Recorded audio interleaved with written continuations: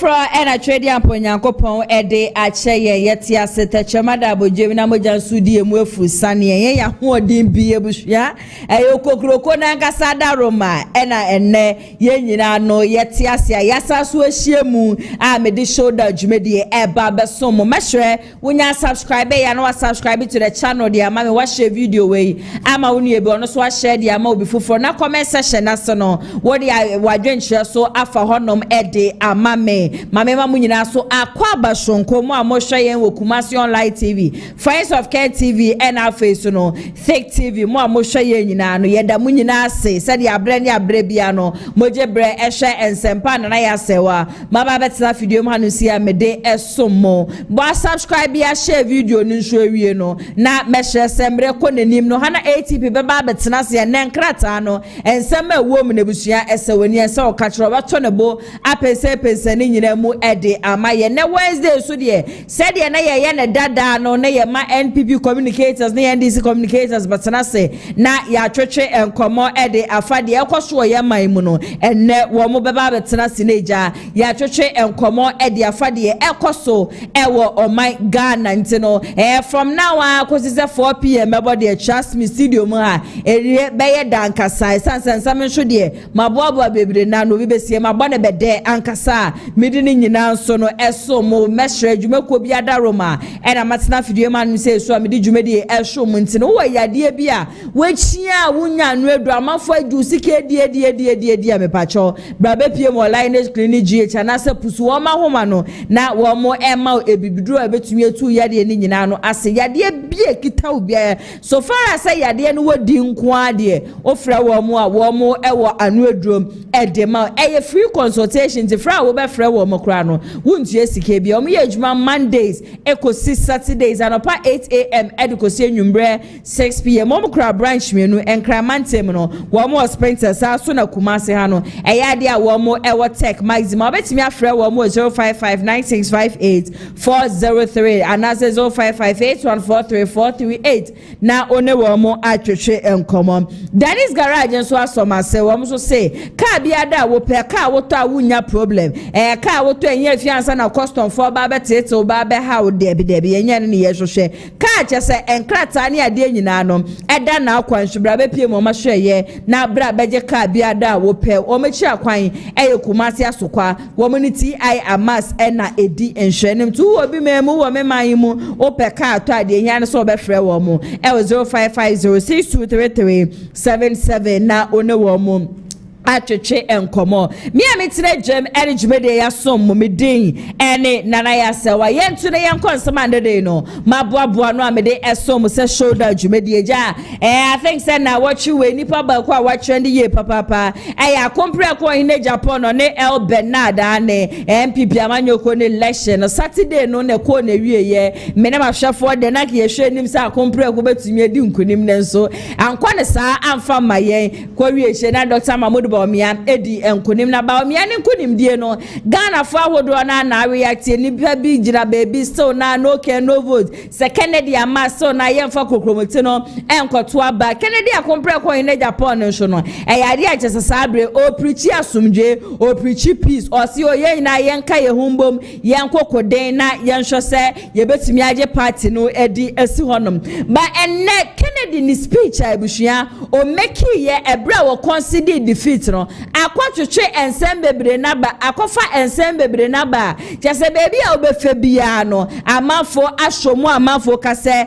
akompre ko ebra no ode ne kasa no etudwa no o kase obi enim de ebesi adeche na sa obi enim de ebesi adeche no kan ye no ebi kire se KennedyAgyapong ko KennedyAgyapong obo mpa se Dr. Mahmoud Baomian bibi ntunu no free honum no me take over anase KennedyAgyapong ko KennedyAgyapong se de amafo anase ne supporters suggest say was a compare ko as an independent candidate said ya Ghana for wo mo don Ghana for wo mo agide shunku woni mu no wo mo de kokromotin be kwa akoto abade ama no said ya oka say yenim de ebesi adeche no as a compare ko KennedyAgyapong trying to communicate to us say yeden ya nenim beba ballot paper so ma Ghana for e kokromoti na team show e de ama no anase Kennedy Agyapong ko in Japan yade a wo ko akwa join Alan Kojo chairmanten anase sisi an wodi nani e ko cheda.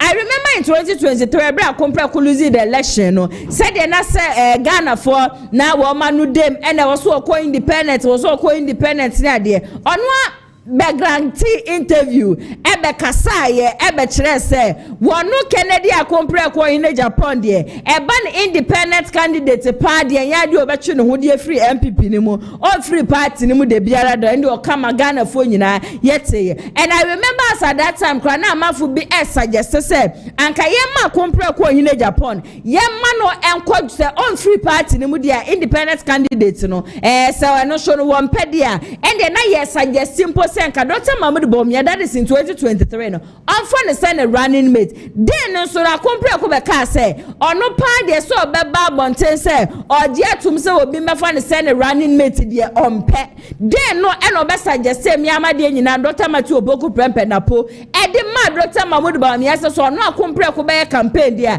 age say yakwa fa na po dia ba mpampa yakwa na po ba ya obeye campaign mpo e no so etia no ensama hodro na e course but the speech I will make it that time no obeka say obi enim de ebesi ekina no amafu bebre si obi enim de ebesi ekina no ekire niema bebre nti either say Agyapong is about to leave the New Patriotic Party and as Agyapong in Japan is about to join Alan Kojo chairmanten or Cheddar and now this time no ono akasa eba bonte aba betu ono ane party na menya ntie say eye ne supporters ni bi wo ma hyase agese wo mu apia de ko because they see something unique about Kennedy Agyapong in Japan to woman to me massa die so ne nko waste sa. In fact Kennedy na proud na all board during the time no so be flag bearer de my MPP na message na ekita no eye dwuma enen so ye di one dance say ye man mu ye woni pa bebre na wo ho no ebusua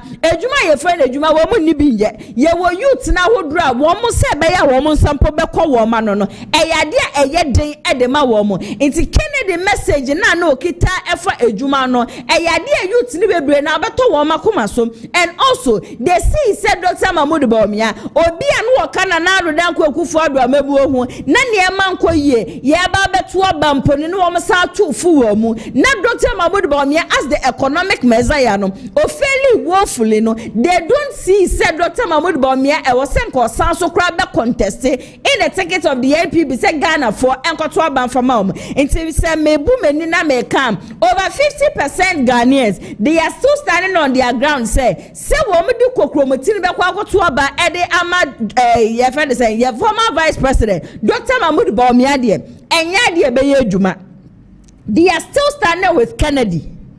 It's sabre Kennedy Agyapong obetie de Ghana for eka obetie amanfu sufre obeye ready say wo ba aba be contest say independent candidate na Ghana for fa kokromoti no nkoto abanfa manana ne nyina ba say back to the message say obi enim de ebesi akira ebia na sa asem no nya ntie mu ebusua mesha so obeka me ono yakọ na yakọ akotie ebra Kennedy Saturday no consider defeat o make it that statement say nobody knows tomorrow. The meaning of the nobody knows tomorrow in Yaba, Matume Boache Mu Eddie, Ama Yoko Team Rasisia.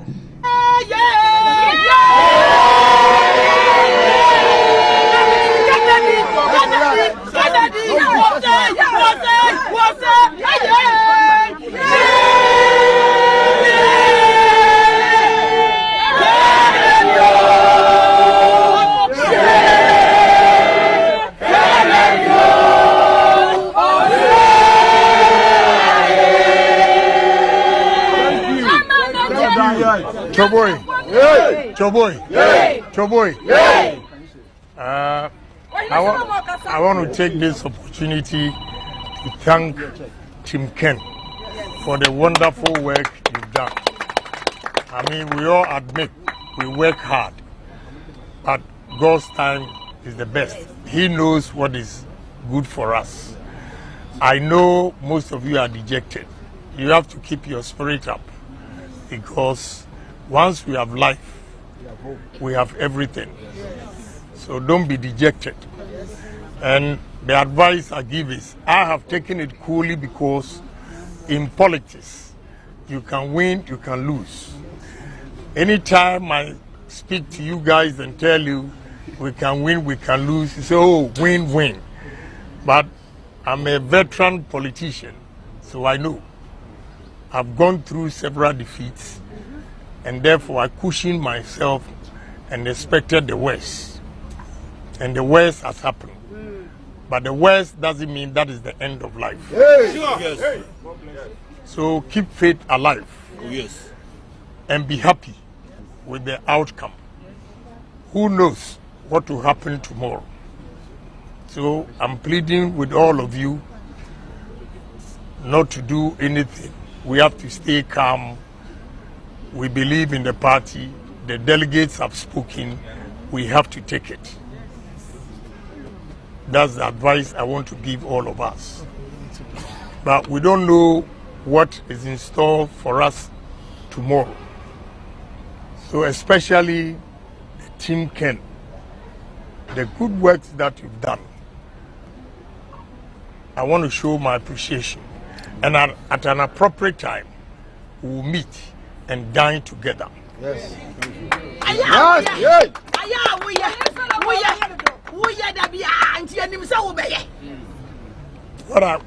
What I want to say again is that do not use this against anybody in the party.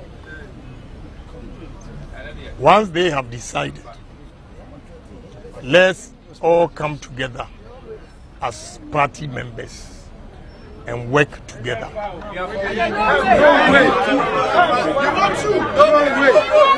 happened? No way. No way.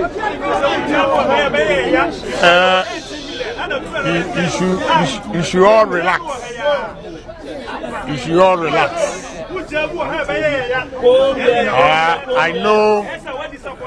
I know we have 3 years to go. Who knows what will happen? So I want you to be patient. Don't say that no can, no vote. So if it had been Ken, what would other contestants, supporters have said? Oh yes. So no can, no vote should be out.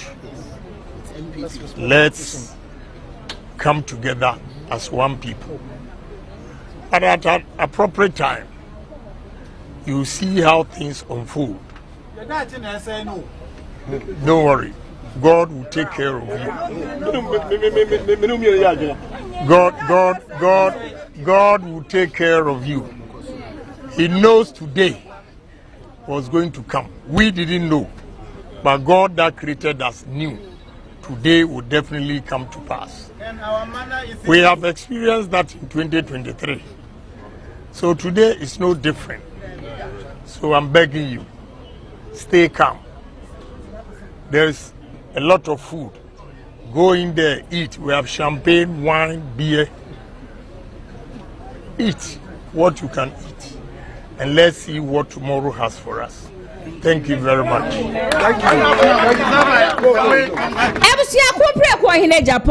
The statement was, who knows what would happen tomorrow? Obi enim de ebesi achina.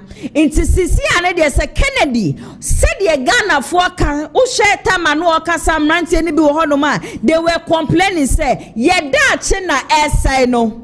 And na obi bana so be flag bearer de ma party na Ghana for ye high ho ne ekoto aba de mana oba no anya no ho tam say na amanfo say wo mada agye koto aba no yenti memufo ne yenya fa so obi amfefiri ne so. But when it comes to akompre akode ye hu bibi papa bi woni mu ne ye decide say we are going to help this man said ye be ya obetimi aba be di ye so said ye amanfo ka ena Kennedy bufu ntam ena Kennedy na comment say ena Kennedy nim say ne keep secret ena Kennedy didi atem aside sanya marketing ketini nyina no ye hu se sanka papa we enya kwanya na ba me meti enka menye adwuma ye obi a wako school 4 or 5 years a woni adwuma yen anka saa nipa ne so benya biaye eno te na bra wo kasa no obi gina ho ka se yera Kennedy hwe na wanjem wa haya na wojem wa haya ye mu bi wo hono me be haye san se ye dache ena esen that phrase alone ene pushi Kennedy akompreko ema ne kan se twedi abonyankopon be provide but emprepre de obi anka na kuma mfantu ne yem because obi enim de ebesi adechen na sisi ano Alan Kodwo Chairmantia nka ye kaso said the Alan so chi ne wo free MPP mu ekoti UP no akebe ye kama say Kennedy be decide so be partner with Alan said ye be ya Alan supporters and Kennedy supporters ebeka wo mo ho abom na nka 2028 wo metumi yi MPP amanyoko na show wo ma say yi NDC amanyoko na show no abranti a wo no so kasa de ma Alan Kodwo Chairmantia ye friend Solomon Owusu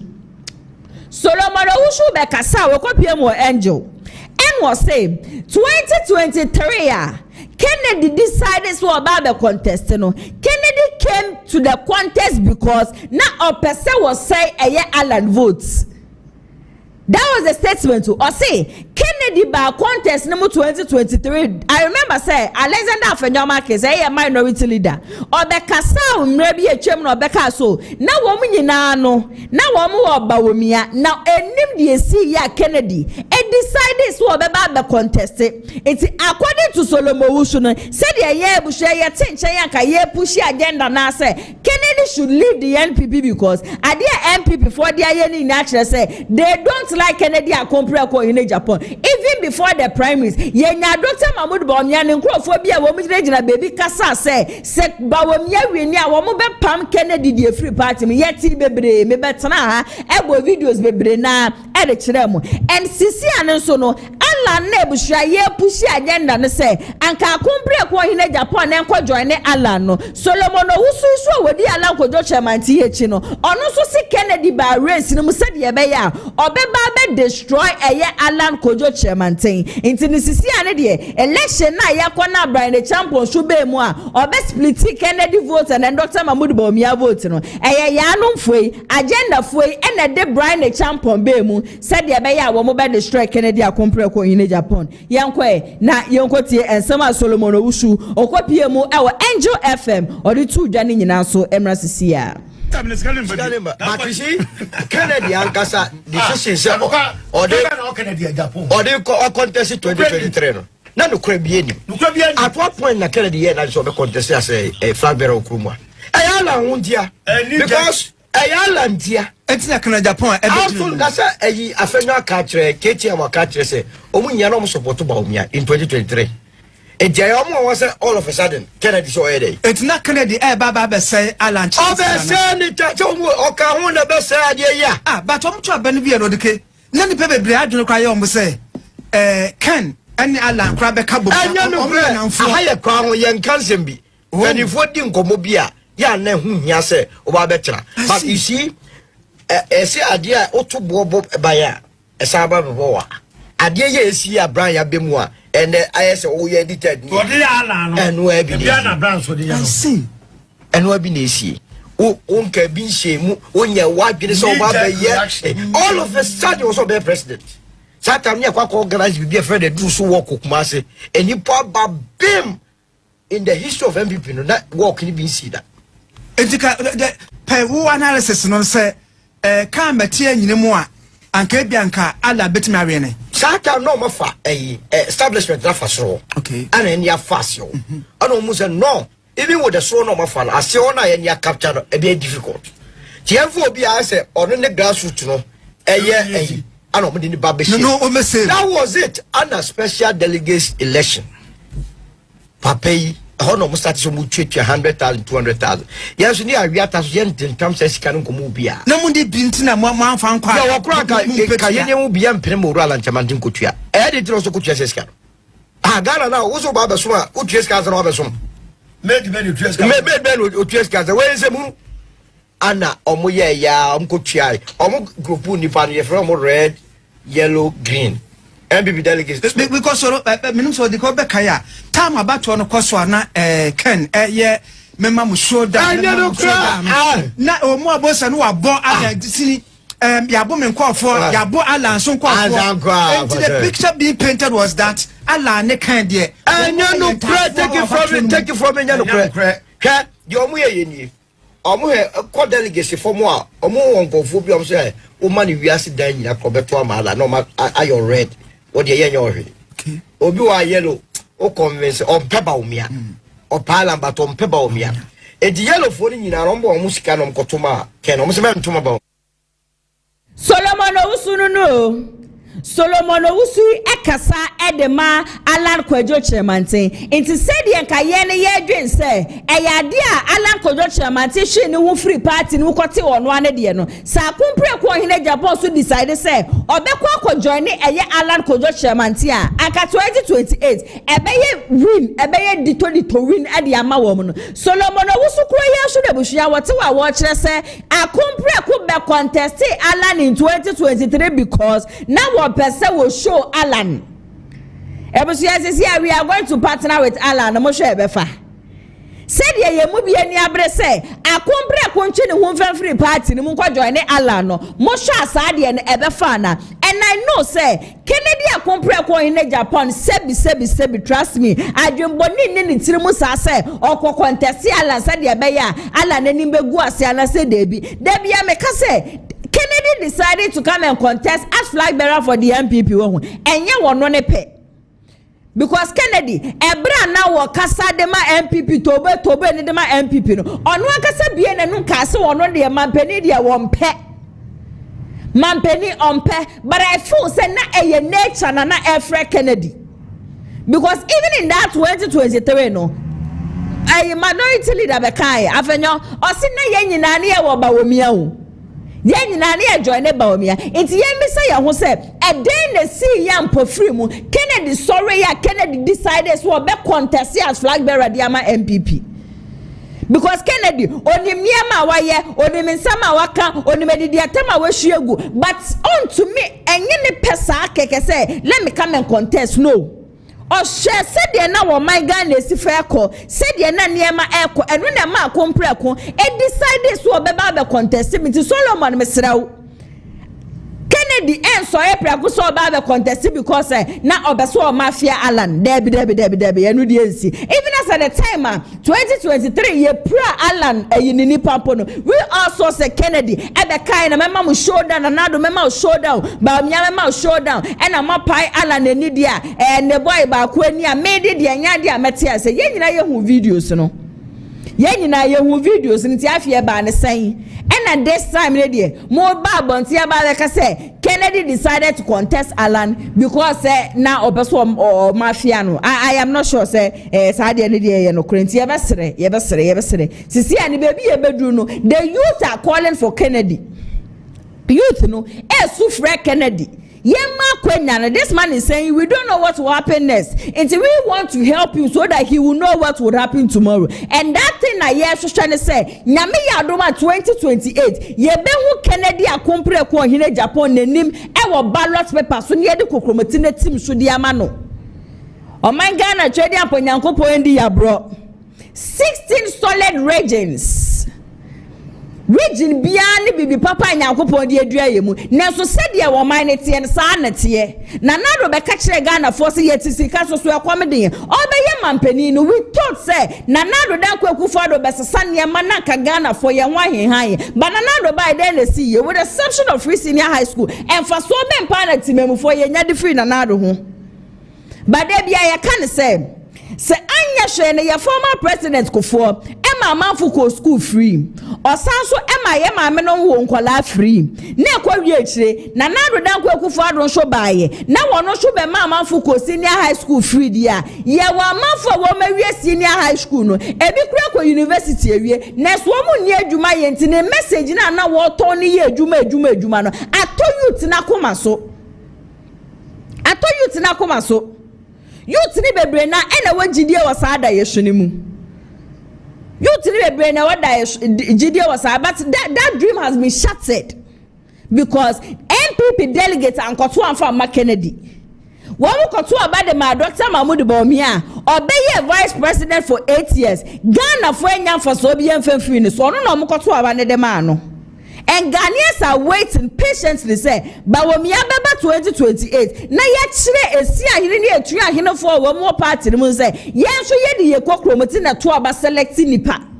Inti edru ho no ma se ye beto o say yen to enu na gina yen ya so. But what we are looking for the say 2028 the ye so say ye be hu KennedyAgyapong ahene Japan nim e wo ballot paper, so that is it. Nane me hu numerologist Atta Agyemang. This man is part of the people earlier on. Womu be she nkom say KennedyAgyapong ahene Japan be wini. Oka enkrofo a womu be ka say MPP no aka womu star ba akope. Na womu star no na ye KennedyAgyapong ahene Japan.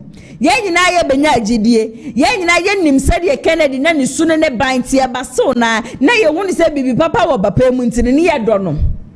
Fast forward and the one say Prophet Elbernard ono so be rakensie ni mu a wono so e ka say KennedyAgyapong ahene Japan ena ebedi nkonim on de wo hyenkom but enkom na wo be hye ye na mmemu no.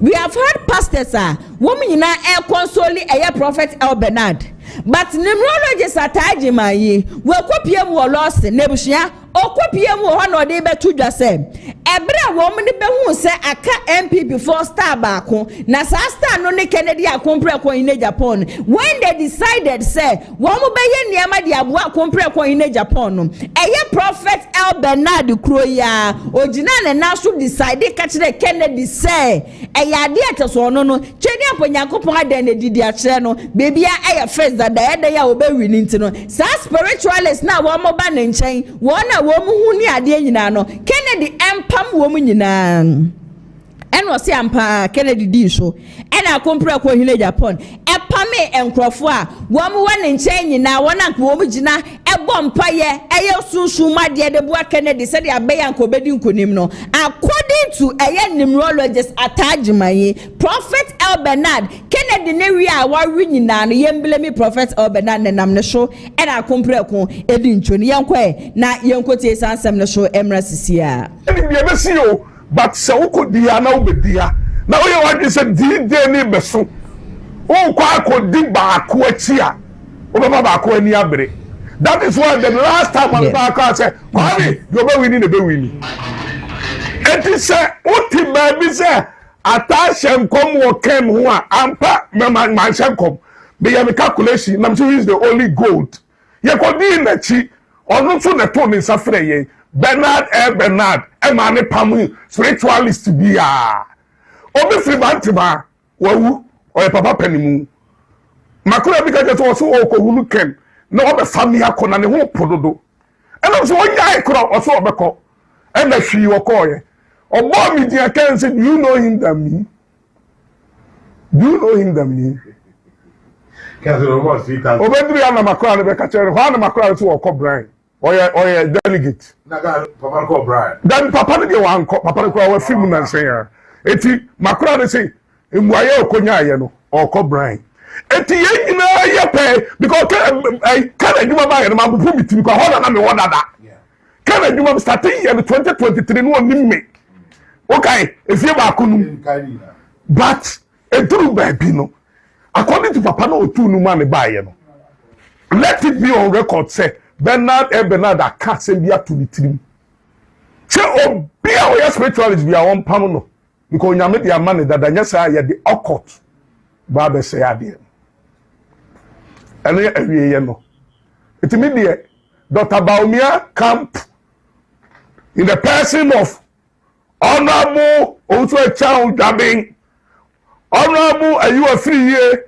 in the person of Andy Omunyina by September kwame tankokuru ya ne di animu ye kodi adwuma they gave us the emetimi ya adwuma ni nyina including pickup and na omo kokko ye election no mbede so omo de koyi operation mesa akodi because say koyi hwan fidie bebiri ya nsunsum ye na me ye bibia nti mo amote Twitter no kwame omunnimu a me vani no kwame tanko so me no ko pe eno na me do ye example say ukopa assembly man how see that be kwame aburo so eti wa na so die wo me dem kwame ni mia no say ukope MP na me ne wo hyase ni ye kwa ni e be failure me masters ne be mo abo masumba ko na ma firi wonte me messi na ma firi wonte enti me feli no kwa me manager no ma wo yamu nsewu da adwuma yentimi nya no me ka to se ye nye me na me ka kire wo ba de me som se ye benya no wo bua twa kwa me we sympathy vote blame ni nyina me fa market because prophecy manipulation blame ni nyina kwame me de bema prophet Bernard Elbernard agidi fo ko agidi o mo shata de kokko no ye pamo wo mo me de se ya consult me dada ye pamo me spiritual is bia o court for ko bua kan bia Bernard Elbernard say so de no be frem o de hu fin be saade no and akọ say kwame ase we na me person me kam feel land the beduru ya na afre me say opani bi won knan wa be di hotel 3 days it me man date am say Friday of course yeah kwata bi tifri proud no man am say kwame akwaro mo so o ko no so fast for hard mother so wa we politician yes a politician na asoma no Oba ya na mani ya say I don't know play na tiare no me kai no kai ko shia o Santasi right about to achi Santasi ho e was Santasi no for left oh ka me kai di e wo de ko shia o mo ni ya o si ho na suma me mo o di chief of staff say me mra me hu na ye ni komo kakra na ye hunu die ye be ye ela se kwame ma ga do da kware ye politician na asuma no kiri ya ni man ni wie no so you know so odi e be share date say o so ko dire you so far the call you you see politicians who are mete Ebusiana chese numerologist Atta Agyemang and yakwakotie ne nsem nyina aba no was KennedyAgyapong KennedyAgyapong ne wi awo ye nyina no prophet Elbernard and a nam ne so a ma Kennedy we ye san say wo mu na wo mu hu niema na nka wo mu ye sunsun mu adwuma ne ade nyina no wo mu ye say ja no kwa de no ka Kennedy team no da 2023 nt no kwa mu bu adwuma de ama kompreko no that was when a prophet Elbernard ne ka kire KennedyAgyapong KennedyAgyapong say ono ne wo hu dada nyankopon obofo na be ka kire ne dada say Kennedy ne bedi nkunim na manu nt no wo mu neme eye gidifo kwakwa asofo ya wo mo hye kokoko ene ono numerologist ne nkrofo bi ekeka ho sasa nkrofo ne nyina no wo mo ye occult but mete ha no ebusia saade ne de frankly speaking eye me den kakra se magia to mu say Prophet Elbernard will tell Kennedy say Kennedy impam sankrofo na Kennedy so agia to mapa we all know say the Kennedy tie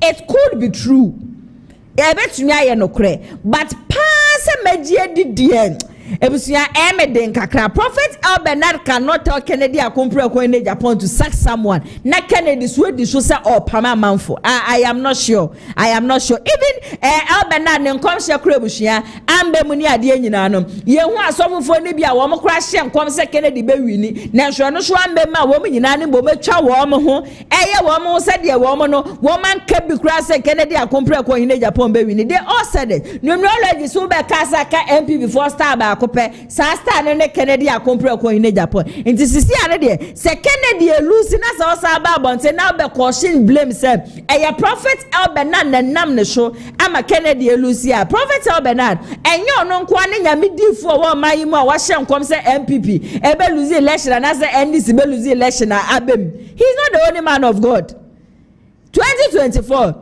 ya wa sofo ekukudam na anu adam hu prophet Paul Kusi neni abre o jubilate se o ye nyame difo de ono na ka na bebem and ono ne hye nkom se ba omia be wini na abem but the same Paul Kusi be hye nkom 2024 se ba omia be wini 2024 election e be hye ambem did anybody crucify him no obi en ho no crucify him nti aba ne sen na Elbernard de wo be ka se Kennedy be wini na Kennedy en wini a this time round mo se ye crucify no yen crucify ne sasai yes remo prophet Elbernard na gasa be kasa wa be pacho o se for now ne de or step down from the pulpit or kwakosua de or kwasrebo ne fache or we are obesan be full pulpit no, and we have had a lot of men of God that wamo kasa echa say obi a wo begina baby akasa prophet Elbernard ye fake bia nipa ne boa ye wanyame difu akuku da mo man mu a wo mu nyina ka pen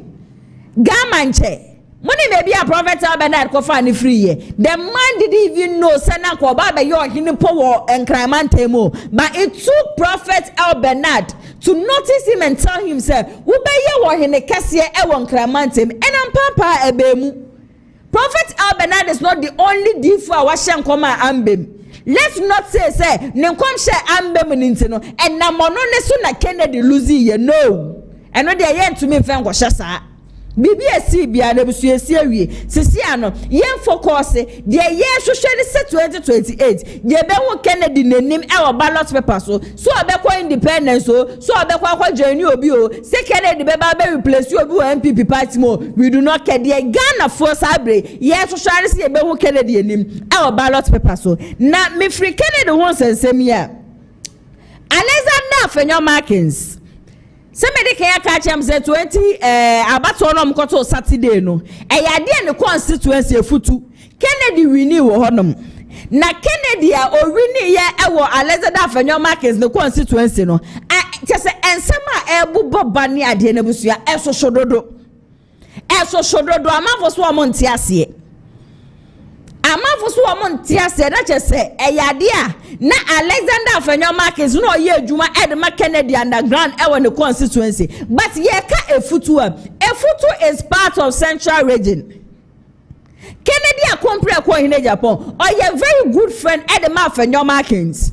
It is a name for share the relationship between Alexander Agyemang and Kennedy. Not delegates are the paper beshia womu jitum. Womu decided say we are going to vote for Kennedy akompre ko KennedyAgyapong beshia and kaboni e womu pa enone den. And kaboni e womu pa no enone den. Enna the majority leader Mahama Yariga ojina Parliament House. Eno congratulate Bawumia se nyame adom watumi edi nkonim na o congratulate Bawumia no hye atade fitaa na sa atade fitaa na wo hye no obeka se when it comes to Dr. Mahmoud Bawumia obi aye beat no 2024 de se MPP amanyoko na sa akwa na ba oh na just edwuma na si ade no dande wankasa de ma wo mo NDC for it doesn't matter the candidates I wo mo be present den a wo mo be din kunim eno da metena ha me Showdown jumedi eso mo no me bo video bi na NDC communicator o kasa no o kire se MPP amanyokuo no na wo mo nim se NDC for support Kennedy akompre ko KennedyAgyapong so they feel like say enye NDC for na eba be choose candidate e de ama MPP eno na nam so e ma amanfo ne bi koto aba no e de ba Dr. Mahmoud Bawumia ba wo mo NDC no mo nim se sanka Kennedy wini ya anka kensie no emu be ye dempa e de ama wo mo enunti e no mo be ye Kennedy o na Kennedy e na MPP for no so ye o madwen say e bia na NDC for no Kennedy videos ni ade a wo mo bebo e no mo koto aba ne dem Bawumia ne majority leader we gina Parliament House Mahama Yariga o jubilate ne ni age say MPP for akwa Bawumia no mo be biti Bawumia 2028 me se party no ebusuan yanfo ye ne yansi fom ni amompa ya party ne begu MPP ebegu ude yenko na yenko tie majority leader Mahama Yariga na somebody to dwa ne nyina no emra sisia video credit no enko enfama channel 1 TV yenti emra sisia. We also acknowledge the successful election of Dr. Mahmoud Bawumia as flag bearer of the New Patriotic Party. We congratulate him and his party for concluding that internal democratic process. Mr. Speaker, if you observed, my friends on the other side were all in white today to celebrate the victory. I joined them to wear white to celebrate the victory. But the reason why I have worn white to celebrate the victory is because the Bawumia that I know, NDC will beat him anytime in the day.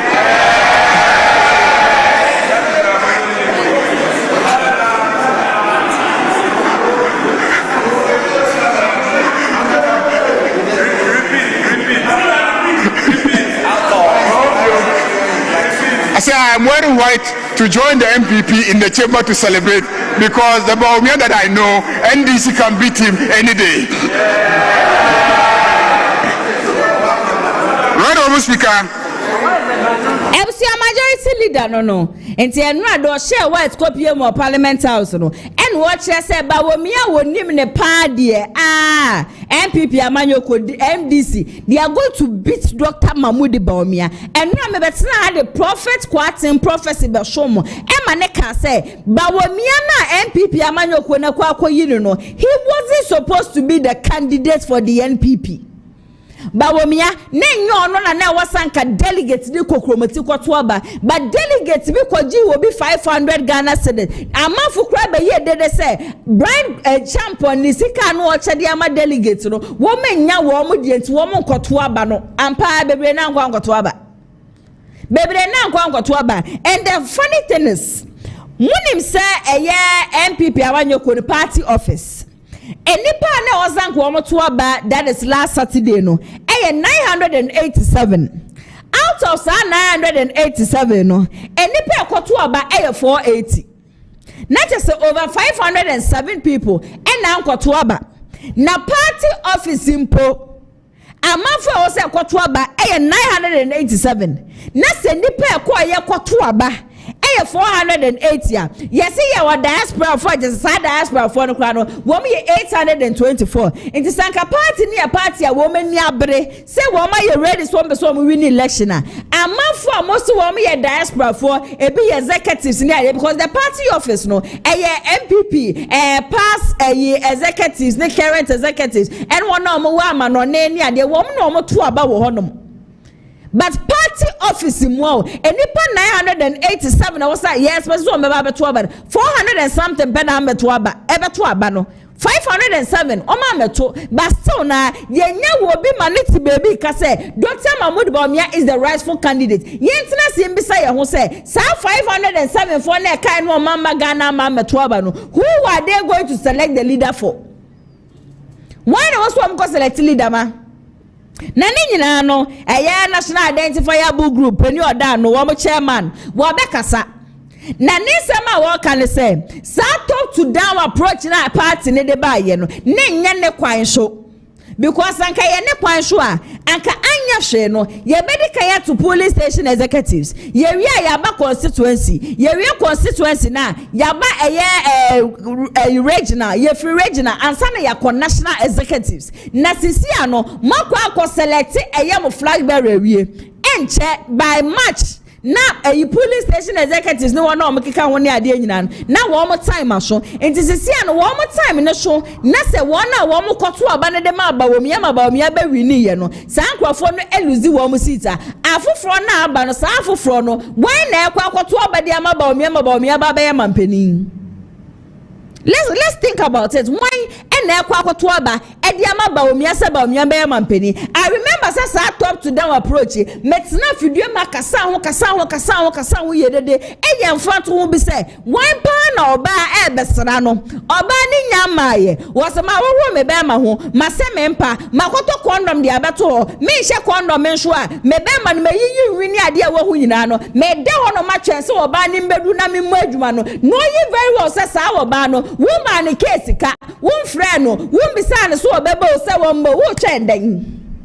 What are you waiting for?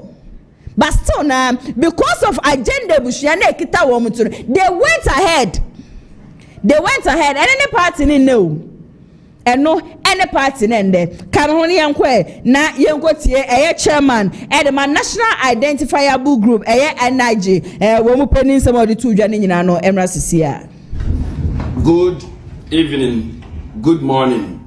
Baby bia o me good afternoon. Me the one chia na emma. Me pamcho ye two MPP internal elections ni wi no bebre ma adwene ko bibi su ye onim say MPP ye headquarters wono ye mpanifo a woto aba no 987 mpato tie ne ye o me ka ye mpanifo a te say ye former president Nana Addo Dankwa Akufo-Addo ye mpanifo party mpanifo no omo ye polling station amomu ewo ye party headquarters enipa 987 and that was omo koto aba emu 480 and koto aba tienio emu 507 ankoto aba ba kope ene to say no na same way muntienie pa caution ne say esi dan nipa 987 ne mu 500 ankoto aba omo ye party mpanifo yesi woni mamamra on say amane omo ni mpefe say de wo say wo de to wan fan to aberebe ebefra to enti so party ni mu amamre no ye to aba ewo delegate for no so ne ya to e de akọ constituency ne ya to e de call region ansa na akọ national ansa na yakoyi flag bearer enti wo to aba wo delegate for so a delegate for ni bi bekam ebi so be firim enipa fo from so no ye party ba betimi anya akonya be wuram sesei mo pese mo pam KennedyAgyapong ti no ana mo ye tintintin se album no ye ntwenji no fine mo de akoyi ba omia wi afi na mo koto aba ayi delegate for it is a delegate for no mo koto aba yi ba omia no ye benya nipa ni mu bi o be free album ni mu ye benya nipa ni mu bi o ba ye be o be ba be wuram ono no be ba o be to aba yi ne constituency chairman o be to aba yi ne regional chairman obeto aba yi national chairman ba flag bearer de watimi anya akonya anto aba yi ne be ama no mepamcho regional chairman ene de ne kofisi NDC fo ana national chairman ene de ne kofisi NDC fo ana enam adufuru penti enam greediness selfishness nipa ba akofo do obedi enti wasi party ni trase enti pani bia na adwene mu do a woni mu de no on ha no nkosa live enkoto aba enti se party biala ho be kwa akono na wuti no ene even headquarters enipa 507 ankwa nkoto aba kire wu general election de beto onse ye to aba 2024 wie Dr. Atta Agyemang baomia ebe ka kire se enipa wo man to aba ye 2 million me pa chaw se de internal elections impo headquarters no party mpanifo 507 ankwa nkoto enti office KennedyAgyapong ante no ho ana party for youth man kwa we third force bi ankwa don na wo sika bi na wo nimdie bi na udi kodi Dr. Atta Agyemang baomia ti a eni pam na nkoto aba 2028 because party ni tikula no 507 anto etrese abaya tu ye empanifo mu call headquarters okoto abakora no o man 50% because the nipa 480 ekoto aba o man nuru enti 10 out no ewo ye headquarters no 50% kura nuru we say na pokase na ba o mianko an nim nyansa odwene mu deeper cabinet no na KennedyAgyapong ti hobi na ye kan say ade ni mu nti hobi edi e party mpanifo bia no mo nka Akufo-Addo cabinet ho edi ze na pokase Akufo-Addo cabinet na nyansa ni bia ni wa na adwene mu do ete se baumia ma adwene mu deep we say na asem no aye no kore because enkan tisa ya ma delegate o ma koto aba tetetetete di baumia no yen sanfa sa delegates na koto aba ngene bai enyi baumia na afi de yayi na wie na kire de ya betu delegates for so aba and the delegate bi bafufula wa nya akonya anko kire na adwene ama le flag bearer madika yi flag bearer ne dada me pa so we e wo ho de ASEM sebe me pa so you to know monswale nya sa party de omu di ma oni enko join third force you be in power me da munyina amase National Identifiable Group Penia Wadano no ene yakọ akwakotie ne nsem ni nyina no abantene top to down approach ne de ogusu a workaseti ase na nkenye ne kwan so ane sisi ano police station executives ne constituency for no mu be lose ni ade wo no mekoyi flag bearer nti wan na nkoto aba efama flag bearer na sisi ano party no akwakoyi no aba no ne no adan so de the minority caucus and led by Alexander Fenyomakins wo bu kopie mu ewo Dr. Mahmoud Baumia na hweye na wo bu kopie mu ho no na ejam congratulate ni wieye no ena Fenyomakins ebe ka se MPP party nene ukopie mu parliament house a wo mududu 87 na so in 2016 no na yade a wo ye 169 2020 ena drop eba 137 ena nyame ye adom na makompre ko KennedyAgyapong shunti no wo menya nipa ba ko beka wo no mu bedu 138 by ye konto aba 2024 de short ya ba hu 87 na sisi ane 87 no wo mu hu se na wo mu ni leader bi enti no wo ye bibia wo mo pen press conference to de bia be na watcho no ma ye be 50 something press conference but see na NPP delegate akwa yi Dr. Mahmoud Bawumia no bibi a kire wo ma dream bia no wo mu betu fa no ma akwa kopie mo Dr. Mahmoud Bawumia so ye na wo mu akwa je adwenkyere efuru honom na chese sama na po be ka say NPP bra na chese caucus committee ni ade na nyanse ni ye ba kope that is Dr. Mahmoud Bawumia said the Alexander Afenyo markets wa kedie na chese ya de wo the stamp esisu yenkwe na yenkote sansem no so emra sesia. Flag bearer of our party, Dr. Mahamudu Bawumia, former second lady and wife of our flag bearer, Mrs. Samira Bawumia. Elders of our party here present,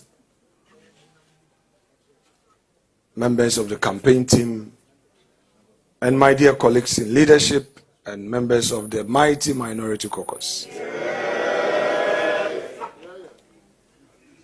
Mr. Flag bearer and our leader of this great tradition, this morning, by consensus and without any reservation, we're here to extend to you hearty and fraternal wishes, and also to congratulate you on your election.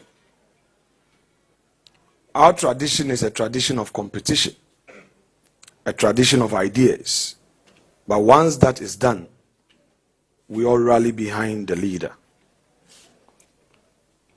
Be it known to all here present that the caucus has decided that not one will be left out.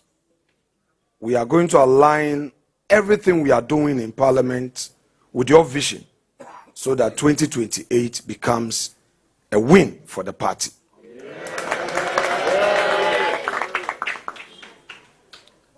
This morning, one issue that I reminded my colleagues on was that much as members of the fraternity, various ideas may be held, if we don't push your agenda, nobody's agenda can go through.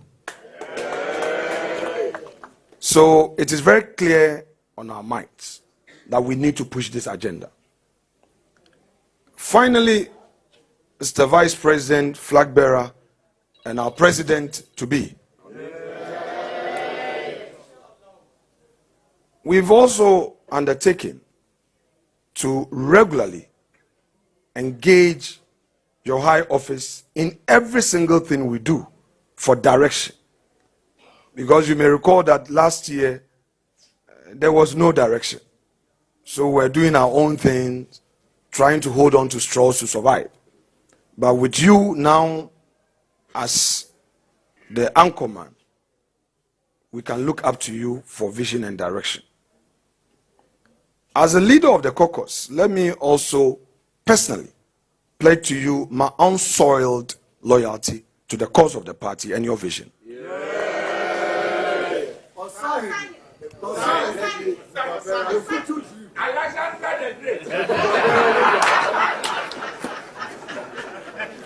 So, Mr. President, we will not waste much of your time. We are congratulating you. And colleagues, I want to say this in the presence of the flag bearer. Each one of us here, 87 of us, in 2017 we were 169 and it reduced to 137 plus 1. And we are now 87. Our duty is to lift up the numbers come 2028. We can only achieve that through collective spirit. And individualism can only spell our doom. So I want to say this, that let us be committed to that cause ourselves in that chamber. Let's limit the whispers on the corridors and look at the party. If the flag bearer as an individual is expected to do it all, there will be no success. we will go to our various constituencies and we must win for him. And if we win, it will depend on how we act together.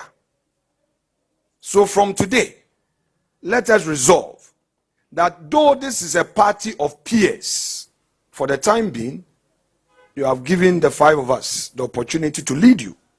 Have confidence and trust in our leadership. And let's work together so that together this party would be the winner. NDC is not an alternative.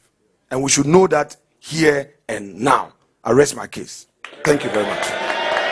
Alexander Fenyama Kings was a minority leader. Nesem eni akwakotie aba ninturo kasa dia fan kabom ena sisi ane dia mo husu amaba bonte ya press conference bi am fanshe mutirim se ade a wo mkode adwenhire efri MPP amanyoko no flag bearer, that is Dr. Mahmood Bawumia ninti afenyon 7 no no ATP atenase asema aba won krata ne no wo ba be pese ni nyina mu ede amayenjube ko bi so adaroma ena mitimi Showdown jubedi ne beso mu ntima mentwa me hu sima enkwaje aboafo nkrato emrasisia Abusia yare bay ena hawo and the Jibrey no me come for Lion Age Clinic Ghana and Famau ahankwa ena abepiem a ye dey bibidro esan yare abusia se oba bepiem wa hase ya yesa enam yare bi te se syphilis, gonorrhea, candidiasis,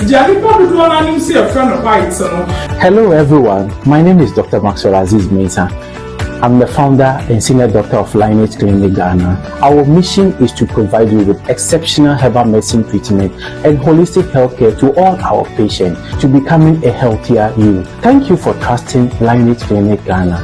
Lion Age Clinic Ghana, your #1 healthcare expert.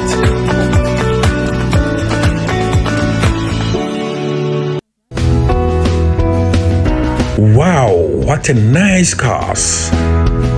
So peka eye niti pa afeni eye free so edi abadia. Contact Danis Garage. Hona benya ka etiapo a eye niti pa ato. Ka efeye eye latest models cars aba. So pe eye Honda CR-V. Anase Toyota Tacoma, Toyota Land Cruiser, Sparks, and getting ya, a Uba Ube, Ninja Ubenya Bi Award, Danis Garage. She say need to be quiet diaba, a Honda CR-V, a hybrid engine capacity no 1.5 entry fuel, Uberwood Danis Garage, a TI Ahmadiyya opposite one more. Frewa Homa True for 0550 623377. Eho Anna Danis Garage, ewo.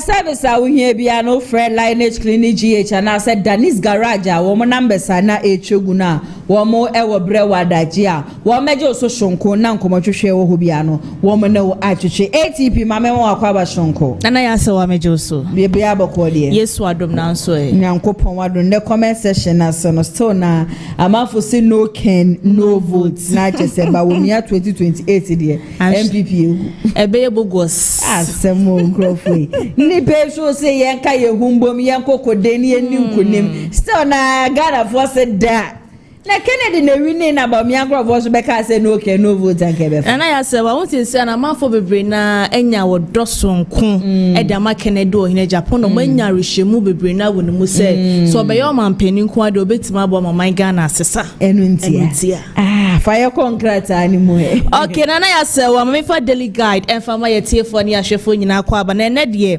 mesi police adwuma ne mu aye dan kasa enye fediagro eye IGP eye Christian tete yeho no waba be kasa no se fiti enere koi eye omo promotion na say ezia no eyi bi baba be kwosho wo hon mani a promote ni a de reshuffle bi baba be kwosho e wo police adwuma no ma ezia no wa ma adwuma na ya akona kasa wutifie na yakopon boss next year next 2 years a message so koto police funds what go ezia police adwuma no promotion upon promotion e na kwosho kasa e wo eye o my god emu ase ne kratai e bo hwamane enso e wo hase wo ba na sia se so so ne sa fenyo market kratafa etoso miensa no ene enrada ozo muko pie mu parliament no ze MPP edi samanugo ne kamia kwakọ se ase LGBTQ no empese ye boachi bidian kasa wokuru mu ase ye beka na anu ada MPP amanuko wa bem mu so mu so na enye fedi gradation ade se bia ene ma mpani dada na nadran kwakufu adro embe science LGBTQ na fedi ma ba bem a ase de mu dwane bi sa no so wo monte ase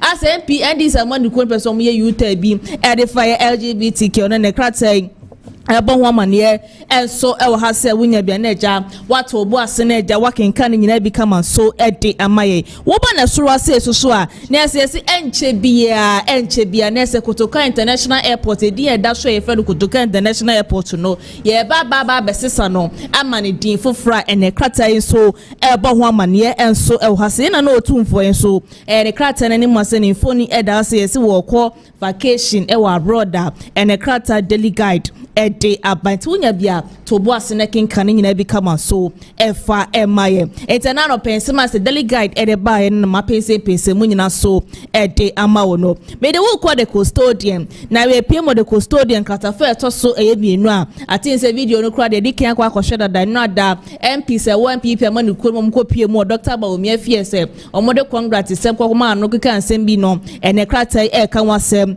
enso ewo ha se sanso na ye opon kroma enso ni phone eda soro ase kama oje ne sepese ena wo kire because MPP amanu no yankopon bo 2028 ni wo kwan tu papa kwan no wo ma yankasa ye se ade aka ne se ye behwe no man Ghana benya gidi yankasa ewo ye mu na afin so eye party no eye kro ye pepepe ye tima ba party no na betima boa ama MPP amanu yankopon bo 2028 no wo mo etimi edin kunma ne krata so ebo ho amane enso ewo ase wo ba na se ase so ne se minority leader ya afenyo marking ni phone eda ha na no adamu kopie mu parliament house no say endi samani go ye ntine ma bia se okro mu ase helicopter crash na no da guest mu edam so ma man for makoma ko wo hwe ehwe efam shuro mu nkwa no access still na ye hweda nya details ni ye mum labonte na mu be kirekire mu yi ankasa enfama ye wo ha say na o man Ghana US for be ka kire se visa se ye ma obi visa na se ye ma o man Ghana ni bi visa se wo mra US metena wonom no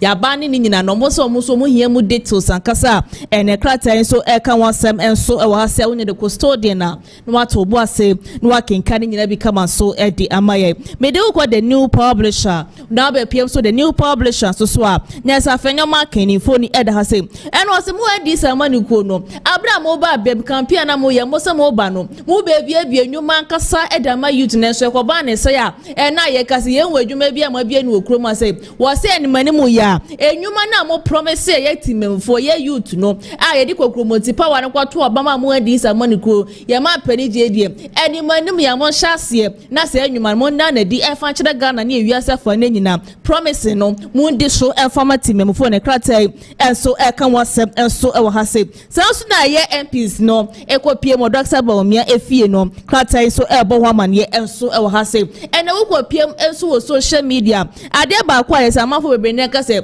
ese Dr. Baomi wanya dinkunima yue hwan ena wo fa ne running mate wo fa na pobie ma na se wo fa KennedyAgyapong ana se wo fa brand champo akoye he akasa e wo social media na we da krata ebo ho amane se ye kan se Dr. Baomi se o metu frank na kran fa man people ma ne ku no enche ye bia nti sa mo se ma mo kana wan ne be running mate no mo to mo bo ne kwan ne beble na we ni ma yesi ye twa ye ntimi twa nwie ya running mate mo fa to bebe ne krata ebo ho amane enso e wo ha se sanso na Kotoka International Airport e se ne ye ba be se saidin no kratai enso ebo ho amane enso e wo ha se afenyo marking ye nyina ebe ka ye kopie woni mpesua so abra na anu ada memne da na abato no ekoso ho nom no KennedyAgyapong edinkuni e wo ho no ma no mo chemu ka se na se afenyo marking kwa wota KennedyAgyapong achi nti sa dia minority leader na ebeje afini so no mo se mo bua mo tibi da he minority no leader no ya de ma afenyo marking wo yo ma tetewa ene krata the new publisher enso edi aba me de kwa the Ghanaian publisher na be pien so wase so na atoshi ye gire be ka ya brane se na campaign do ekoso no wo gire mu tintiman kasa e de ma Kennedy wo hine Agyapong na da biada wo ka kire timemufo se ni delegate se mo fa kokromoti no kwato oba e fa ma Kennedy wo hine Agyapong no na ebetimaboa ama eye nnwuma nkasa aba wo mwanka na mo se na obetimaboa ama omaiga na etimafo ne ntoma pefra na so na anu ada na delegates om se fie delegate ankasa wo mkwoto aba no editi aka na de wo hene Agyapong na kratai eba wo manese na atoshi esiesi ano yesi ano Dr. Baumia dinkunimu dia yemfa eye victory no enyakopon bo yenyina yenkokoden na nyakopon bo 2028 no kunimdia kwa ama ye MPP amani Quentin kabom ne kroye enko enfa MPP amani na wasan so kire mu a se wode congratulations sem edi ama Dr. Baumia ne kratai so eka wasem enso wasan so na minority leader eno adom ko pie mu parliament house wode nsem moto se eniema bi ekoso wo manga ne mu ase ya wono afenyo marking ene MPP amani ko ni don't think for the don't think madness ene manimu ya eye ND amani ko na omom na bonte na ja wo me address issue na ne kratai so the Ghanaian publisher enso eka wasem enso ewa ha me de wo kwa the Ghanaian Times no be PM so the Ghanaian Times so a na say IGP a workers say reshuffle bebre na baba be koso we ya police fu adwuma mu no kratai so ebo ho amane enso ha say so akoteka international airport na ye baba sesa ye bill no enya ko PM we parliament house say mo baba sign ya anesa na wo ba na suro say kratafa to so du mienu no ye man pani JDM ni phone eda suro say kama no say Africa ye Africa na nkasa ye ka Togo Benin ni de keke ka ho na ye nkasa ye betime gere ye na so ne etima boa Africa etima ko nani mankasa ene kratai enso ebo ho amane enso ewo ha say me de wo call the source na be PM enso the source so a na say ye koku ekuafo eno ma pile ye baba pap o mo say ma pani JD a show mo bo o mo show mo bon sika o ma tue bio na de aka no o mo twe ne srane abasa ma dent no ma antwe ya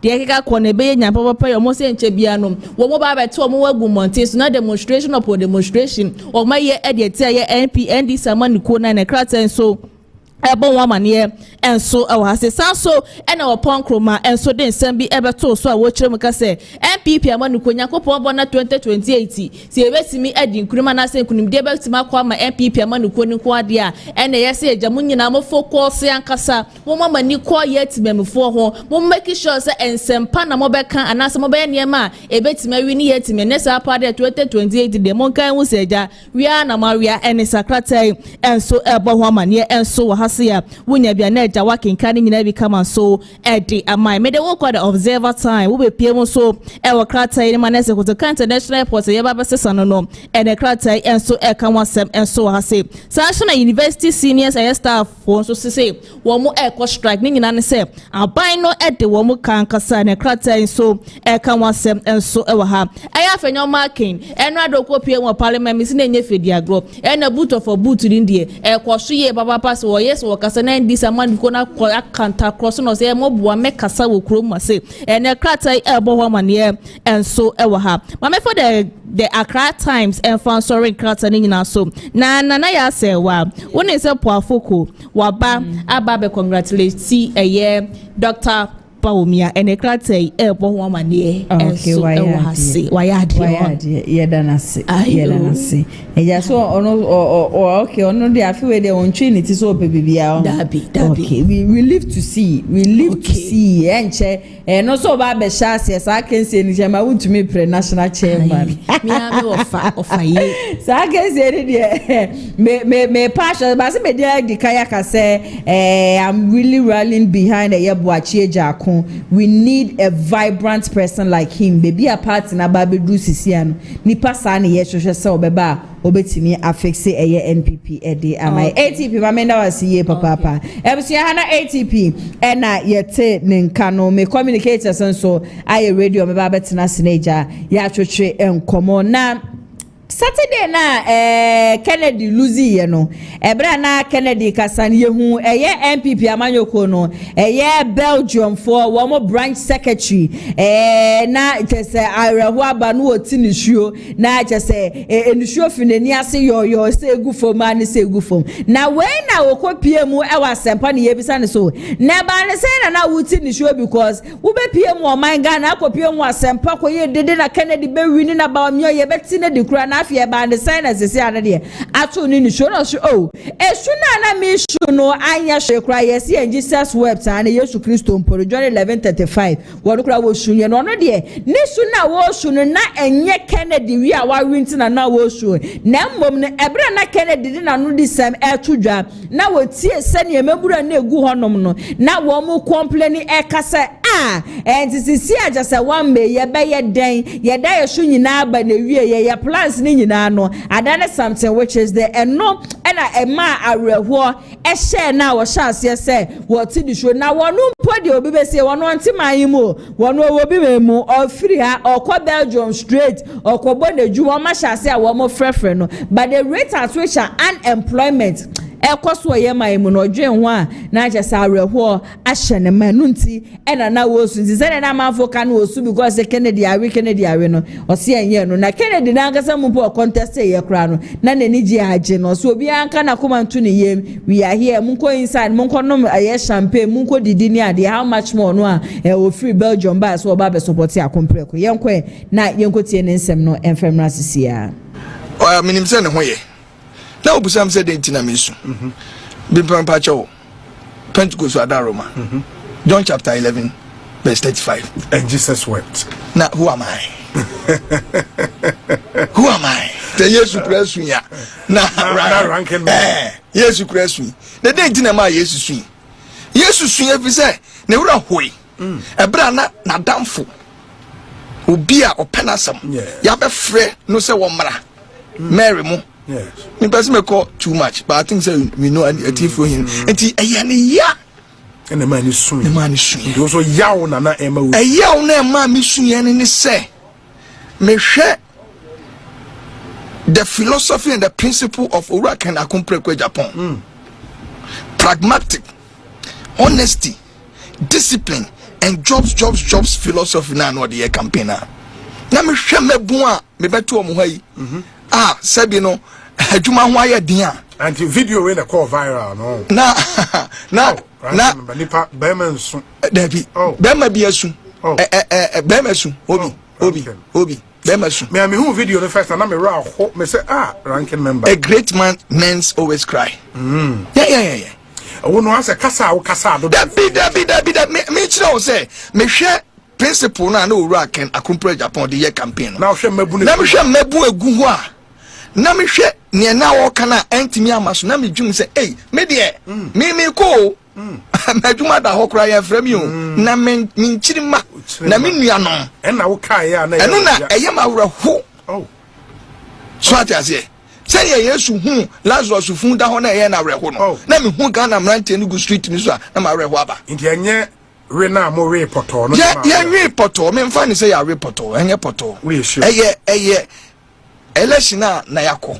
ena yenye bi no obi enye bi na ne wanya kese no ona obedi eno nti ma me mfa konya we so na me na eye candidate ayi no man congratulations na me nso me na konya we so say am congratulations we no owura kana compare de Japan be ma ba be ma o ye strong o onsinsuo man sa na dabi papa ne ye strong papa tum say okuta eno ma bi a be that time na wo sun na wo hwe ha wa no mpo kasa onukura na fe wodudu yakoma ntino mechia no nyame ma no nkwane ahoden ene ni nsusu epa wode ma eye Ghana man no akonya no beba na idie ye candidate yayi no ye Dr. Mahmoud Bawumia enti man congratulations na diaspora for ni ko ni fie akotia no ko bi na ye mfa akonya we sunso ma me ima obe try na me what time ma me the diaspora for ko ni fie akotia na me ka cho say na me wo akosia ma okay me mfa imagine say we free obi memu abepie mu man Ghana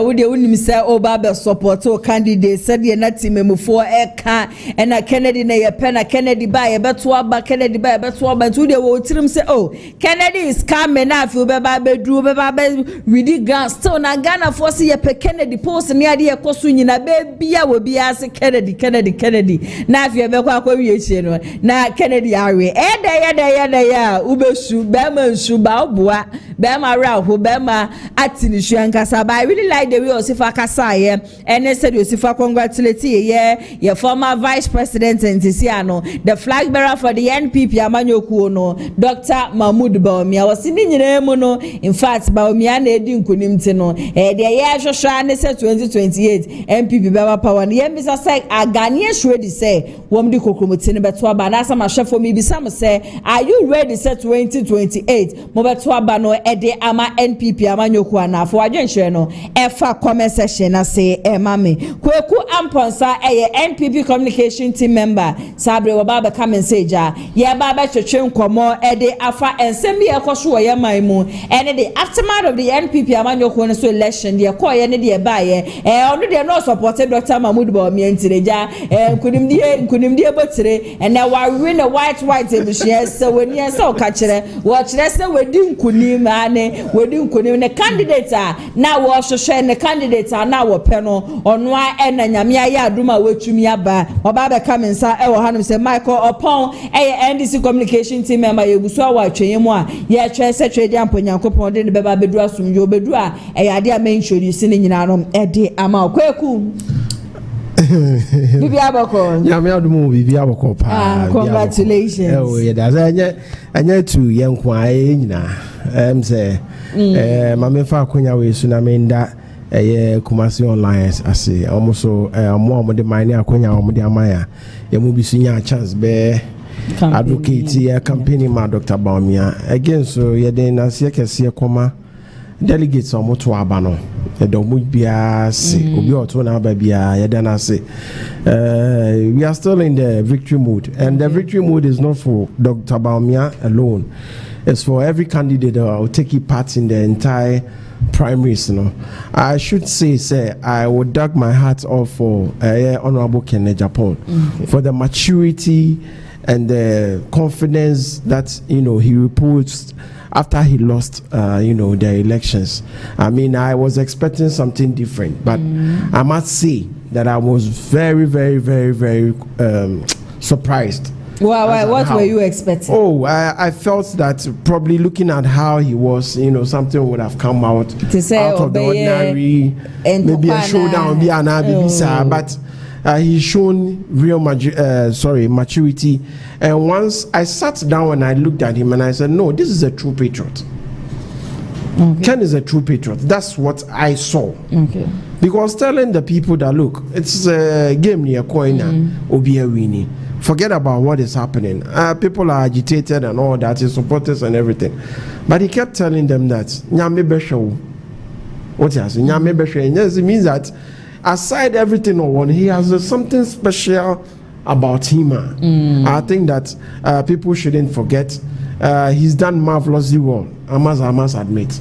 I think that he's done marvelously well. He put in so much, euphoria around it, and you say about 3 weeks to their time, the kind of tension and everything that was surrounding it, and as someone called for kind of software prophecy in India, at the end of the day, the delegates also showed a lot of maturity. We thank also the EC and the police for mobile meshema and the MPP has shown that when it comes to election, they understand what elections is about. They understand what democracy is about. Okay. They understand what the rule of law is about. And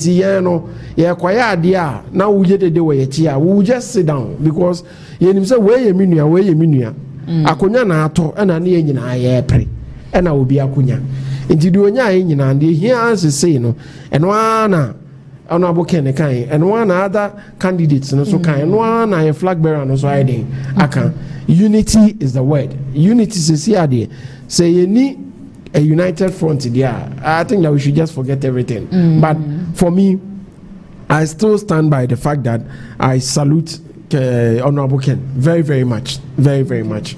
And say enkonimdia ba ma Dr. Bawumia no ya da obi bia obo ayase campaigners omo campaign team DMB teams near obi obo anyina ya da obi bia ase from impenifo to the grassroots level ya da obi bia ase.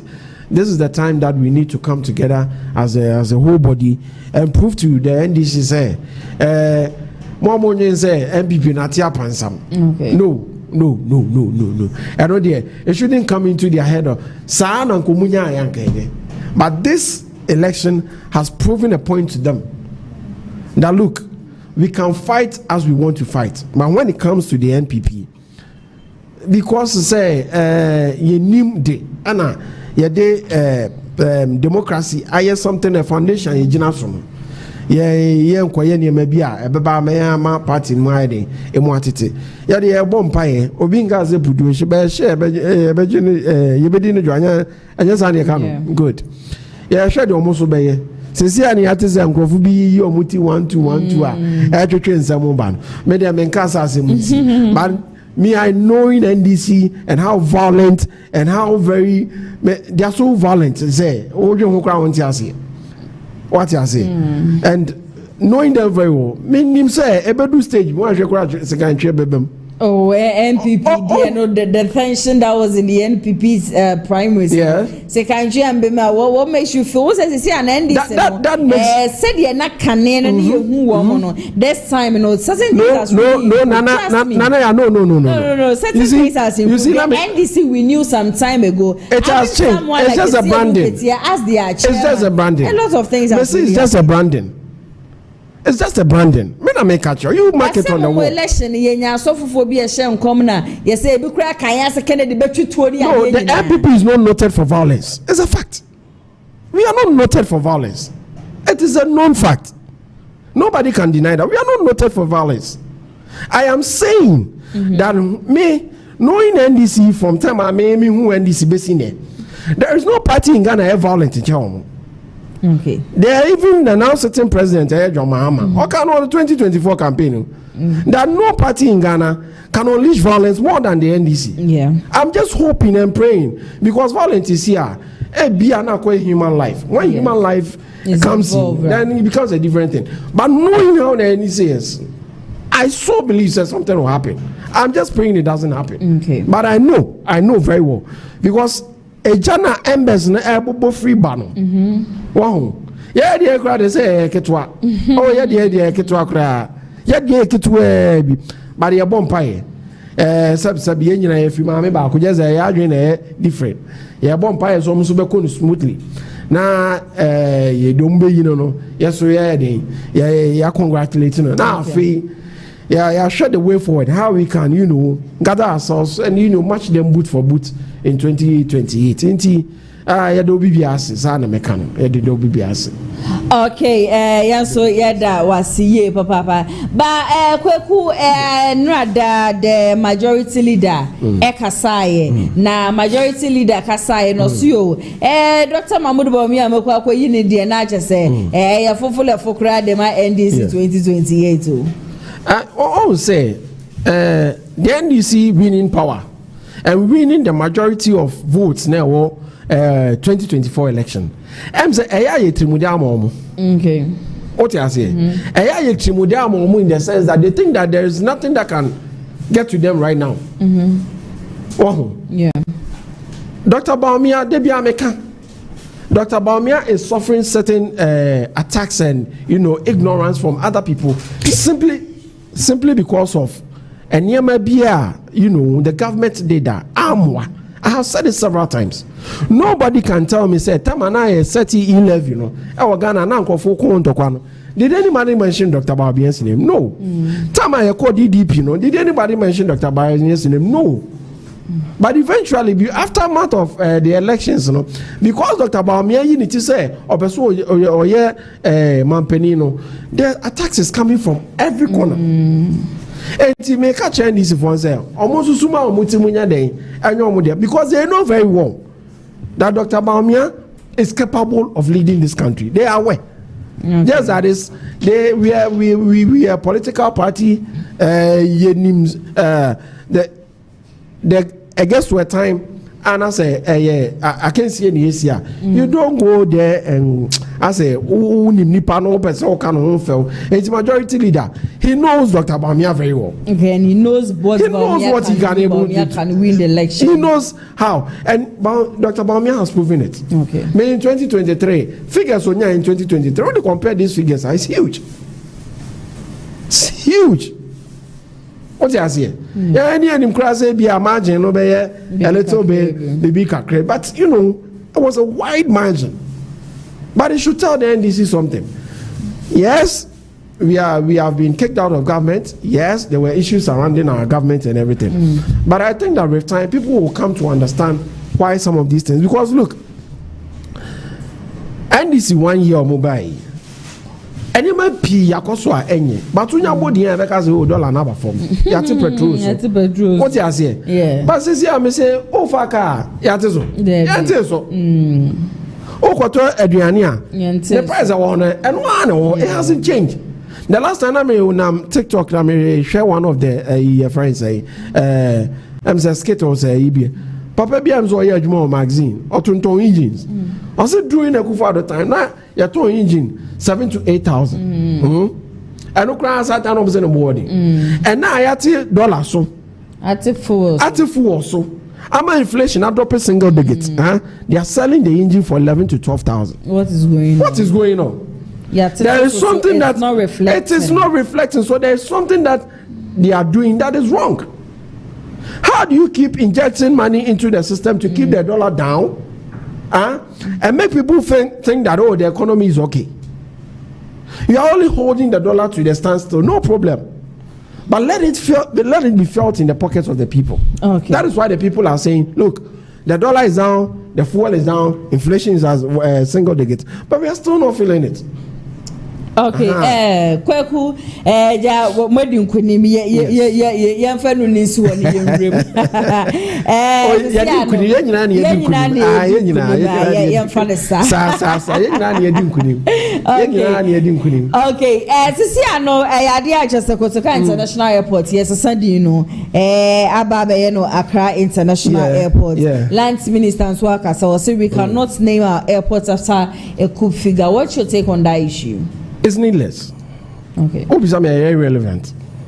It's purely irrelevant. Okay. Obisamia irrelevant.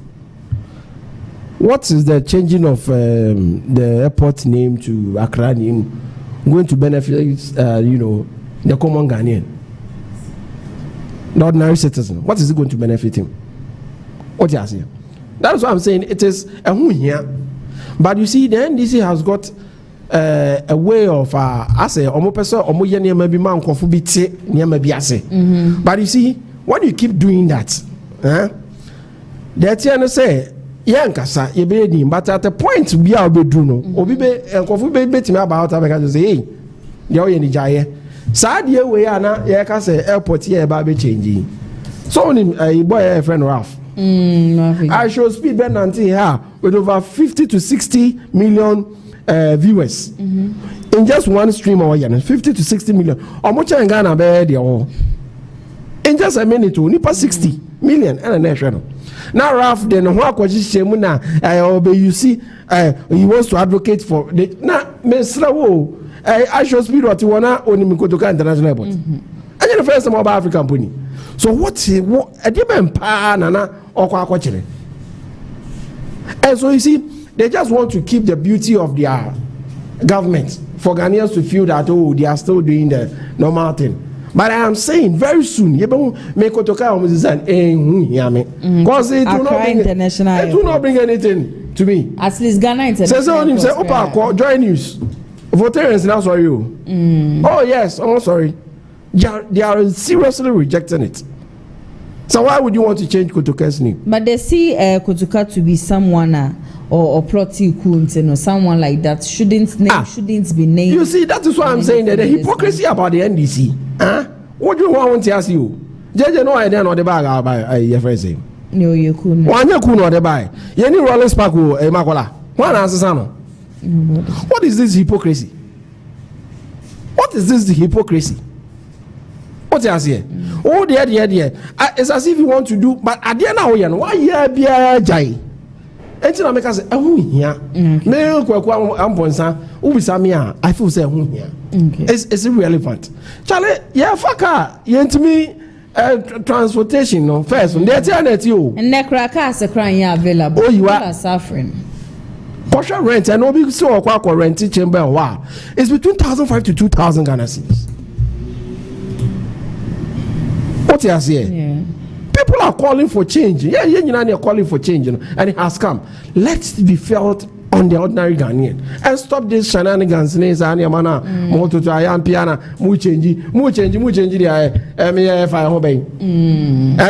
Would it change the dollar? No. And how would it decrease your transportation fares? And now only one thing. Who notices one thing here? What is that? What is that, Nzaba? No, yeah, can I say wait. Oh, I trust you 1 week. I go 2 weeks. It could be a problem. Oh no, who say you can't do so and be fun say on my name darkness for like a month or something. I bet take 10, 5, 7 hours and so light. MPP last 2 years 2024. There was a blackout for 8 weeks. As a many at your Ghana. Doom CC. NDC for that's me see the last time Sister Hannah frame me we fear me say say stabilizer and come out and come down name a woman continuously for 8 times. I counted it. Continuously for 8. Sunday, you are Sunday, but Ebiana, and I'm say, and one in your mind, okay, and you go to international airport. What a mobile said, what is then a neighbor? Mopra, Monko, or Monko, baby, a Kwame Krumonko for new from almost a son. Any problem? Okay, any problem? There are a lot of things that are relevant. That is what the MPP is standing for. Okay. We are going to put them on their knees for the 24-hour economy or more promise, for the getting promise, for the big push or more promise, for the women's bank or more promise, and one in your man here. Okay. What else? Your friends say, I know more changing of international airport. I don't know Kumasi. Say it here, John. Yeah, just one bit me. Okay, good. Kumeda was here, Papa. Bebusia, idea Michael Opon, Wababe coming, sir. Ewa say, Michael, my mama, Papa. Bibi abokodi. Yeah, that obwa in fact we watching no. Yeah na wabo boso kakaka edi amame MPP flag bearer. So can I buy the woman? Lord friend am again. Be any transportation be ala come. Onu can say traffic na just say car come me so. But are you aware say this car widen? Why didn't at least I was say my by Mokotena Sena moto ato anema mo de ka ho mai. Last time it took John Dumelo say on one pair buses this one. Buses no cry catch say na go for the electric buses. It was the idea of Dr. Baumia. It was the idea of Dr. Baumia. So Michael, yeah, sure the aftermath of the NPP flag bearer race no be 2 minutes be paid. Then you speak about the changing of the name of the Kotoka International Airport. And then some land ministers work as and be 5 minutes people be out of our yeah. With MPP primaries no. Me say 2028 general election.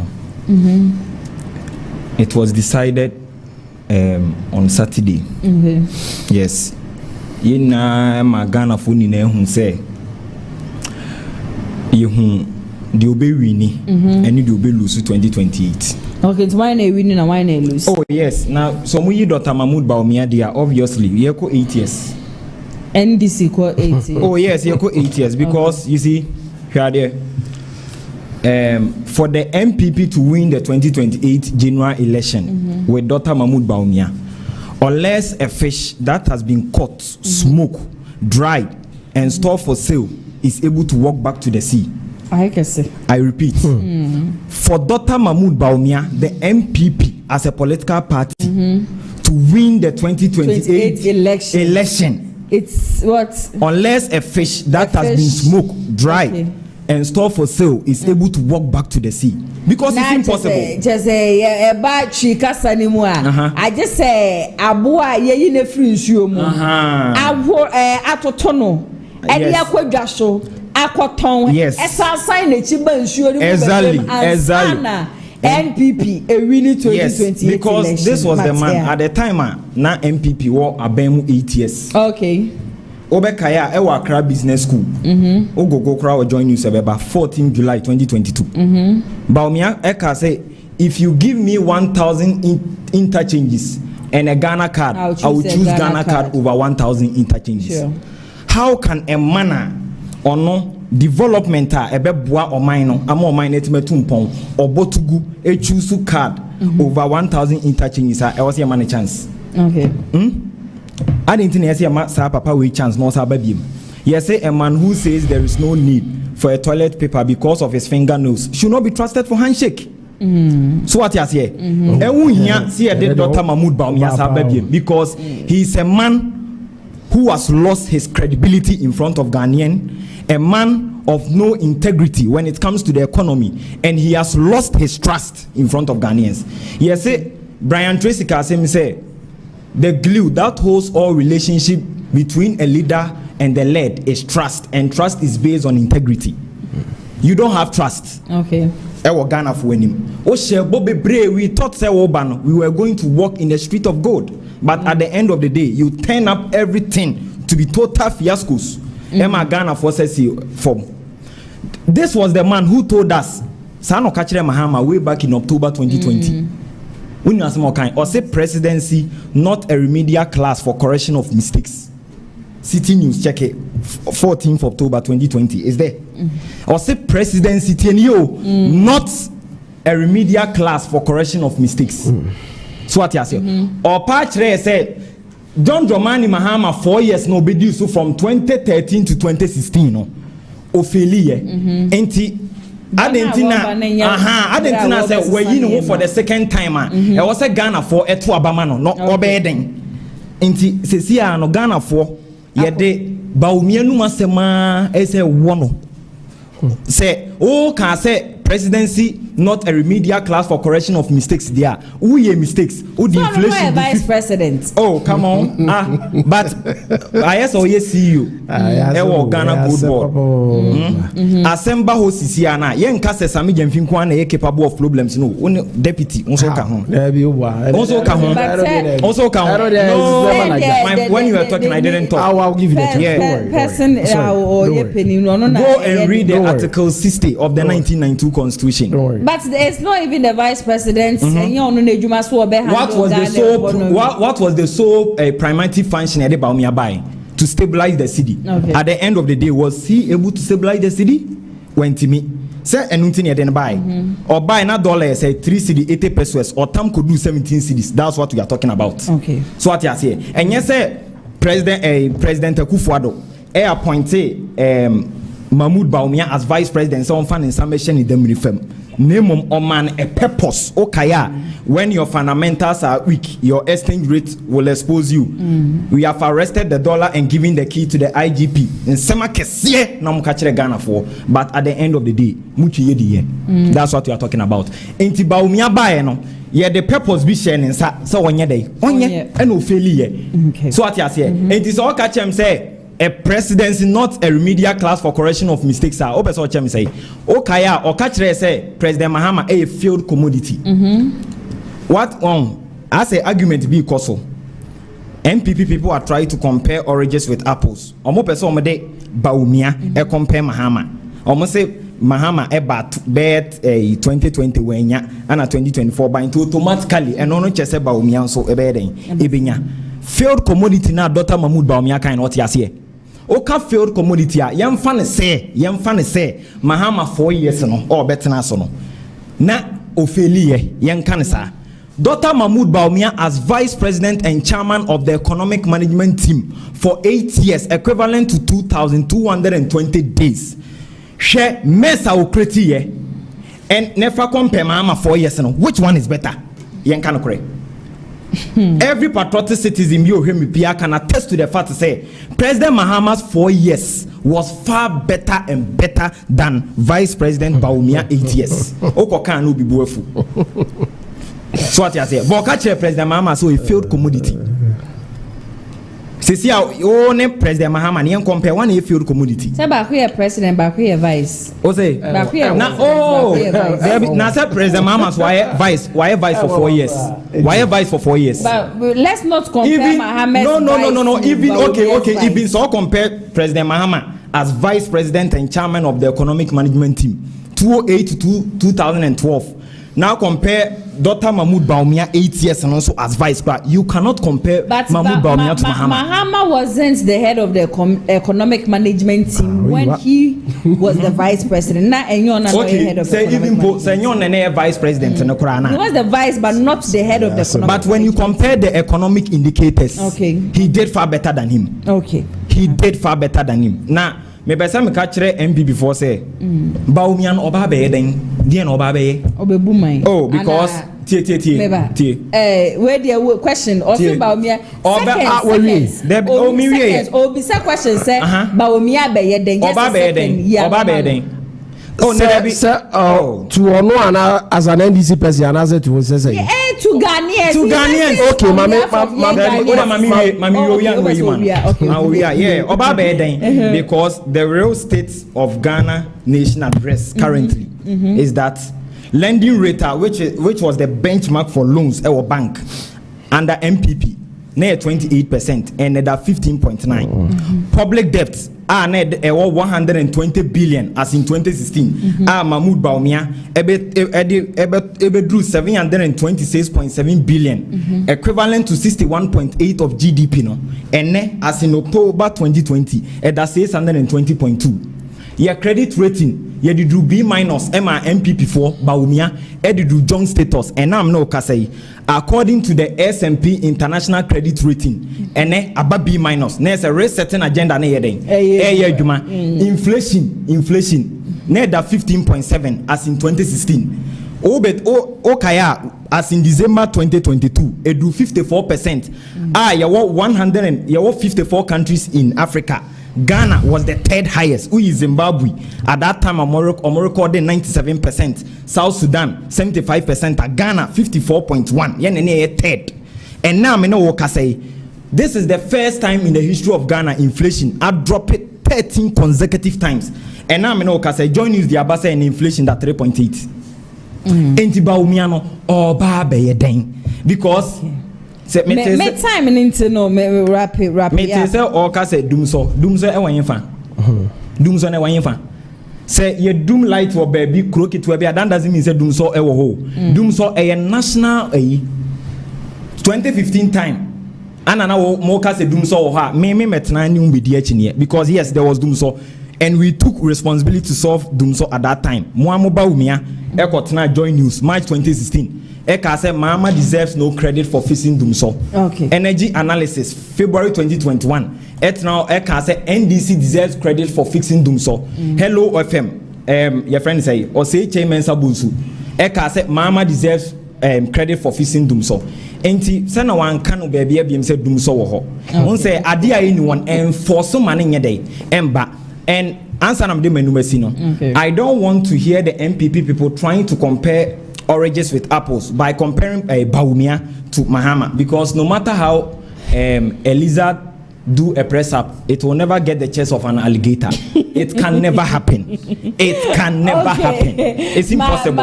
Michael, Matia, you see, when I see people like this, I admire them. Senior see Kasan, he's speaking with jargons and everything, and I mean, it's fine. We are okay. But you see, when he says, I don't want to hear, please, you cannot gag us into keeping quiet. We've told you several times. We are going to say it in your face. Ompa, obete. So, no.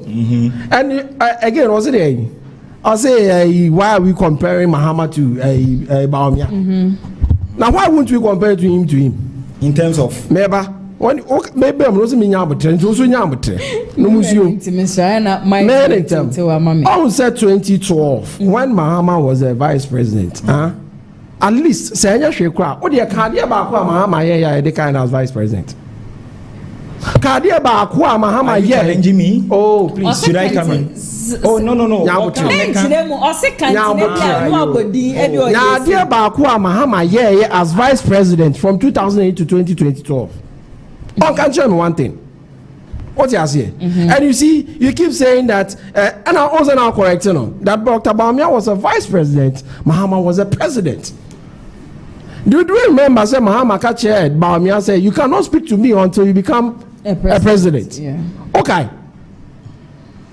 And some men are Mahama Anka Okroma Mayanti with regards to the NPP.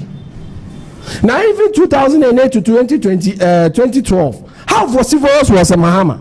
He should ask. He should ask himself, how vociferous was he? Why not say Mahama Anka? You are saying. But when you come to Dr. Baumia, at least Dr. Baumia never be what's the one I will enjoy. You want us to keep quiet and say we should keep quiet? No, we will tell you. Baumia is failed to be a liar. He's failed to be someone who doesn't what you say? No monsieur. Me patron go for you no one you buy. Baumia. Me boa. And what is so? Say go near you comparing gold for oil to gold board. There is a difference, please. There is a difference. You see, for oil is different from gold. Listen. When you do this, we will not end the show. Don't do that. So you are trying to listen. Gold board. And I'm trying to tell you there is a difference. Mike, let's have a gentleman's conversation. Let's have a good, no problem. But let's have a gentleman's conversation. Do you understand? Okay. Let's have a gentleman's conversation. Now, I'm telling you. Because all your neighbors to my no, seriously, make a show. Let's go. I'm telling you, Michael, please. And then you feel about me, you go to reserve say 30, and I can say, I can 18. Very soon, men can say answer, but end June, maybe you cry any one good reserve. Why the day? Dr. Baumia? Okay. In fact, don't stand there far and Yama among Crofo, and you know, why did they buy? Mobile money into probability, why did they buy? Electric buses here, they buy. Why did they buy? But do you know this mobile money interoperability? Yes. Some time ago, the same Dr. Mahmoud Bawumia said, so buy, you know, the contract was there already. Yes, no problem. But I'm sure that as a free SHS, when you compare free SHS, I didn't end this for a progressive constitution in that. I didn't know constitution now, and you know, I want to take credit for it. Okay. No, you can't take credit for it. Okay. What in America? It's in I'm trying to say, maybe some humanity as yes, send your second in some. It is okay, but any jargons in Ghana for person booty. Okay. Ghanaians want to feel like they're mechanical. The entire want to Abama, and I can want them. This inflation, I can't hear. I will have inflation above from. The credits has been given to you, no problem. But let it be felt in the ordinary citizen. That is what we are talking. It is not about jargons. So necessary. It is not about jargons. Petrol no be at the end of the day, I know they can't buy. So they be the kind of buy there. I also for public transport here. You to petrol say. Me no nyina the same adequate. What you say? Yeah, but say at the end of the day, me coffee me phone basa opa akona address ya so the same price. Okay, I had just 5 minutes of my time. Me patrol young call Kotoka International Airport. Edina Yasasano no me patrol wrap it up very short. My time no. As to Kotoka International Airport. Mami you. For Kotoka International Airport now. Say we change call. I think some change it. Yeah, me no more a yard 100%. Okay, reason? Yeah, because on say Lance Minister a raise point be say Kotoka was the one who overthrew the man with vision. Nipana no who tomorrow no. Your friend say Dr. Kwame Nkrumah. Inti menya common san menya kran common fanto Dr. Kwame Nkrumah po. In my view, yes, opinions are like noses. Yeah. So what you say? And can me my dream me free senki and fanto Dr. Kwame Nkrumah instead of Kotoka. I didn't think you said to Kotoka. Kotoka obet na so no dia the papa be no yeah as Ghanaians be seen a benefit. Okay. But look at Dr. Kwame Nkrumah. Dia no wanye. Usi Akosumo Dam. At the time of establishing Akosumo Dam, na Ghana population me sure cross ni be do 4 million. And ne population in nam 35 million and above you go so benefit. Kwame Nkrumah see KNUST, CUCC, various secondary schools in Ghana, including Yas Santua and Ghana National College. Kwame Nkrumah established it. This man, Ghana for man 5 months, 5 years, 2 months. So made this so as president. She developmental project any baby or do mine do yansana yitu na yeso.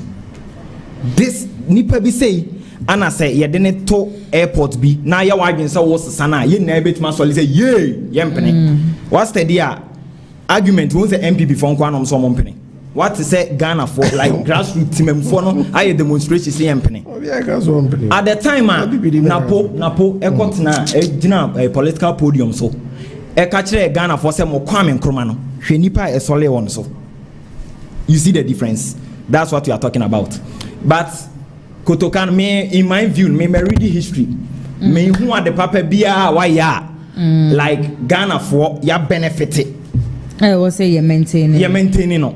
Okay. So what you say? Say omo fan to Dr. Kwame Nkrumah mpo ni ebe change na ko Accra International Airport. I think it's okay. But no can say be say enye Accra yi na ebe sesa no. Ene be ma Ghana for benefit. No ni revenue say Kufu Addo betena so 8 years no. Various universities ane okrumu ano se din ni bi mebo edru time bi krama University of Ghana no person oye Dr. JB Dankwa University eno so mo mpene eno so okay various universities no change din no eno development be na de break Ghana for development be mu ye we ni na no ma promise here one district, one factory, one village, one dam, moving Ghana from taxation to productions. No the 50 taxes abegu you say bam. Mu change din development bang and the break Ghana for. So what you say? You say he who demand for equity must come with clean hands. What's the same din universities bebre wa on say nan say yes say din back. What's the say din bebre? At the end of the day, benefit bang and Ghana for nyan. Inti adentina yensu ye free say Kotoka International Airport. Ye pese ye de call Accra International Airport amo kasa kasa. Ana MPP for nkwanso na e ka ho ase mente say timamuni bi ti baby. Ana what bi me ba chaw yen ka no kre. Timamuni bi ti baby yes say yen pene ana adentina say mo de free Kotoka ko International Accra. E capital inti ye de to say Accra International Airport fair. Okay. Here Kwame Nkrumah University of Science and Technology. First near friend Kumasi College of Technology. But yanse said din ankwa nkoma sebi konhunu biao ye de to wanya osagefo Dr. Kwame Nkrumah na oji independence ma Ghana no. Okay. He has been elected as the greatest African of the millennium. So what he has enye Kotoka doesn't have any development and a historical development ibia I was say ye di bibi kura to no so. Okay. And he was talking about he was talking about say Papa G or the cool ne baye ana ye di bibia to me pa cho Papa G okotu ni party trubi wa jidin wa Ghana to say Dr. Kwame Nkrumah na. There be into what point now we reason. It doesn't test waters. Okay, Michael, cut it to one say. I'm say history no reading the year, but there are certain areas on one go back on country. And one, let it be known to him that the new MPP person has fought against it because I in the farmer parliament in a person. Then workers will become awesome. This is something that is on social media. What you are saying? If indeed you hear it from say the MPP caucus, say press conference, then you can say what you are saying. It's an individual thing. Now when you're making on Ghanaian citizen, opinions are like noses. Yes, so what is the problem? And then the same mistake he's making is that what he say Judge 1 or 2 no important. Dr. Hilary Man was the president of the state. What are you talking about? He was voted for. That is why I'm telling you that who say who say JJ 1 go 2 obiasa now that's 1 go 2 obiasa how about say but people not to know head of state no your facts 1 minute will last and final words now all their core amame where they all say me a final words is that let the NDC know that one they will not gag us into keeping quiet. Okay. That unnecessary culture of silence, no, it will not happen. Okay. We will give it to them face to face because that is why we are there. Okay. And so Amunya ready. Okay. Amunya ready, man, because as soon time. Okay. So the face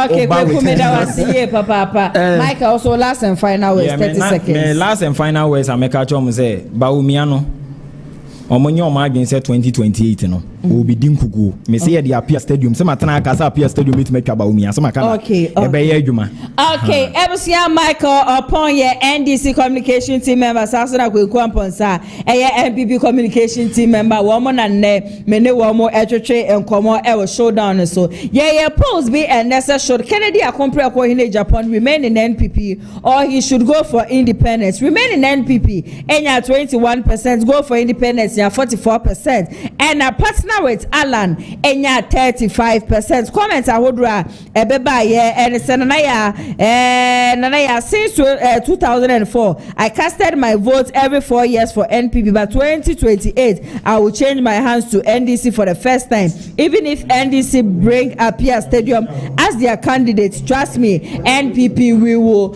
show them. Saso and Ananaya, as for me, I want KennedyAgyapong to remain in NPP and witness 2028 defeat of Bawumia and some of NPP MPs. Nanaya, do you know Akufo-Addo himself knows Bawumia will never win power for NPP? All the Eastern Region MPs knows that. That's why they are grooming Brian a champion. As for me, I know all this. Okay, we told you people, NPP delegates, you wouldn't listen. Now you are okay. You people got what you want. No problem. 2028, I bet you people will smell pepper. That is coming from Emilia. Bisbell Trading Enterprise. So we go vote for Bawumia, and if God willing, he will win 2028 election. Okay. Kwabena Owusu say, Kweku, you are matching who boots for boots. You must be dreaming, bro. Asemo. Akosia Morgan or say NPP go Tom. Okay, Akosia upon or say still no Ken, no vote for Bawumia 2028 NPP. Good. Okay, George or say George, I'm sorry I cannot read your comment. Ohima also strong third force is coming. Watch out, Ken must come. Okay, NDC will beat NPP any day, no doubt about that. Daniel Banfo Ghana mentioned the name in respectful way. Okay, Isaac Opoku say Ken said we have 3 years to go, but people don't understand. But I foresee Ken joining movement for change. Okay, Question Mind Studios or say we all wish that he forms his party, but because of finance, I believe independence would do better. Robert Owusu say I think party would be better than independence. With party, he can get his own parliamentary candidates and all executives across the nation to support him to implement his ideas. Honorable Ken must have his party and not independence. Honorable Ken needs to form a party now, must not wait until last minute. Gather his members, parliamentary candidates, organizers, chairmen, executives, and the rest to face 2028 election. Ohema or say we still believe in KennedyAgyapong. Ken's face will be on the ballot paper and we will vote for him 2028. Or say KennedyAgyapong. Na just say bushia comment about any be and I'm making kind a day amamo no jumeko bi so adaruma nam to be showdown jumedi eba so mo Lioness Clinic GH we are bema won pemu agro e wo fom we oba wo ho sensem e problem the ma infections ne ade nyina no e hawa brabe hu Lioness Clinic GH for na wo mo ma ebibidru abushia ebetumi etu yade ni nyina ase wo bi mem na wo frɛ wo mo a free consultation eduro no so no country biara wo bia no metumi asende bi edi ama wo mo 2 branches en Kramantem na yade a wo mo sprinters aso na Kumasi no wo mo tech maximum betumi afrɛ wo mo 0559658403 and I say 0558143438 na one wo mo atwetwe enkomo Dennis Garage so se ka biara wo pe bia be hu wo mo a wo mo obi wo mo showroom hono ma wo mo de be ma wo me chi akwan Kumasi Asukwa woman TI Amas ena edi enhwenim opeka ata wetimi afra wo mo 0550623377 now no wo so atwetwe kuma minda production team ni nyina se hana ATP and newspaper review no ebe so mo executive producer Mr Daniel Yeboa camera ene MCR so de man nyina yokuru ba kopekojo Yeboa ne nsa no atwuma ena etwegu me ametere dwem ene dwuma de ebe so mo medi ene nana ya se nyame ya do machina exactly 2 p.m. ekosi 4 p.m. e so edi ehia Showdown, so for now, Makram, stay safe.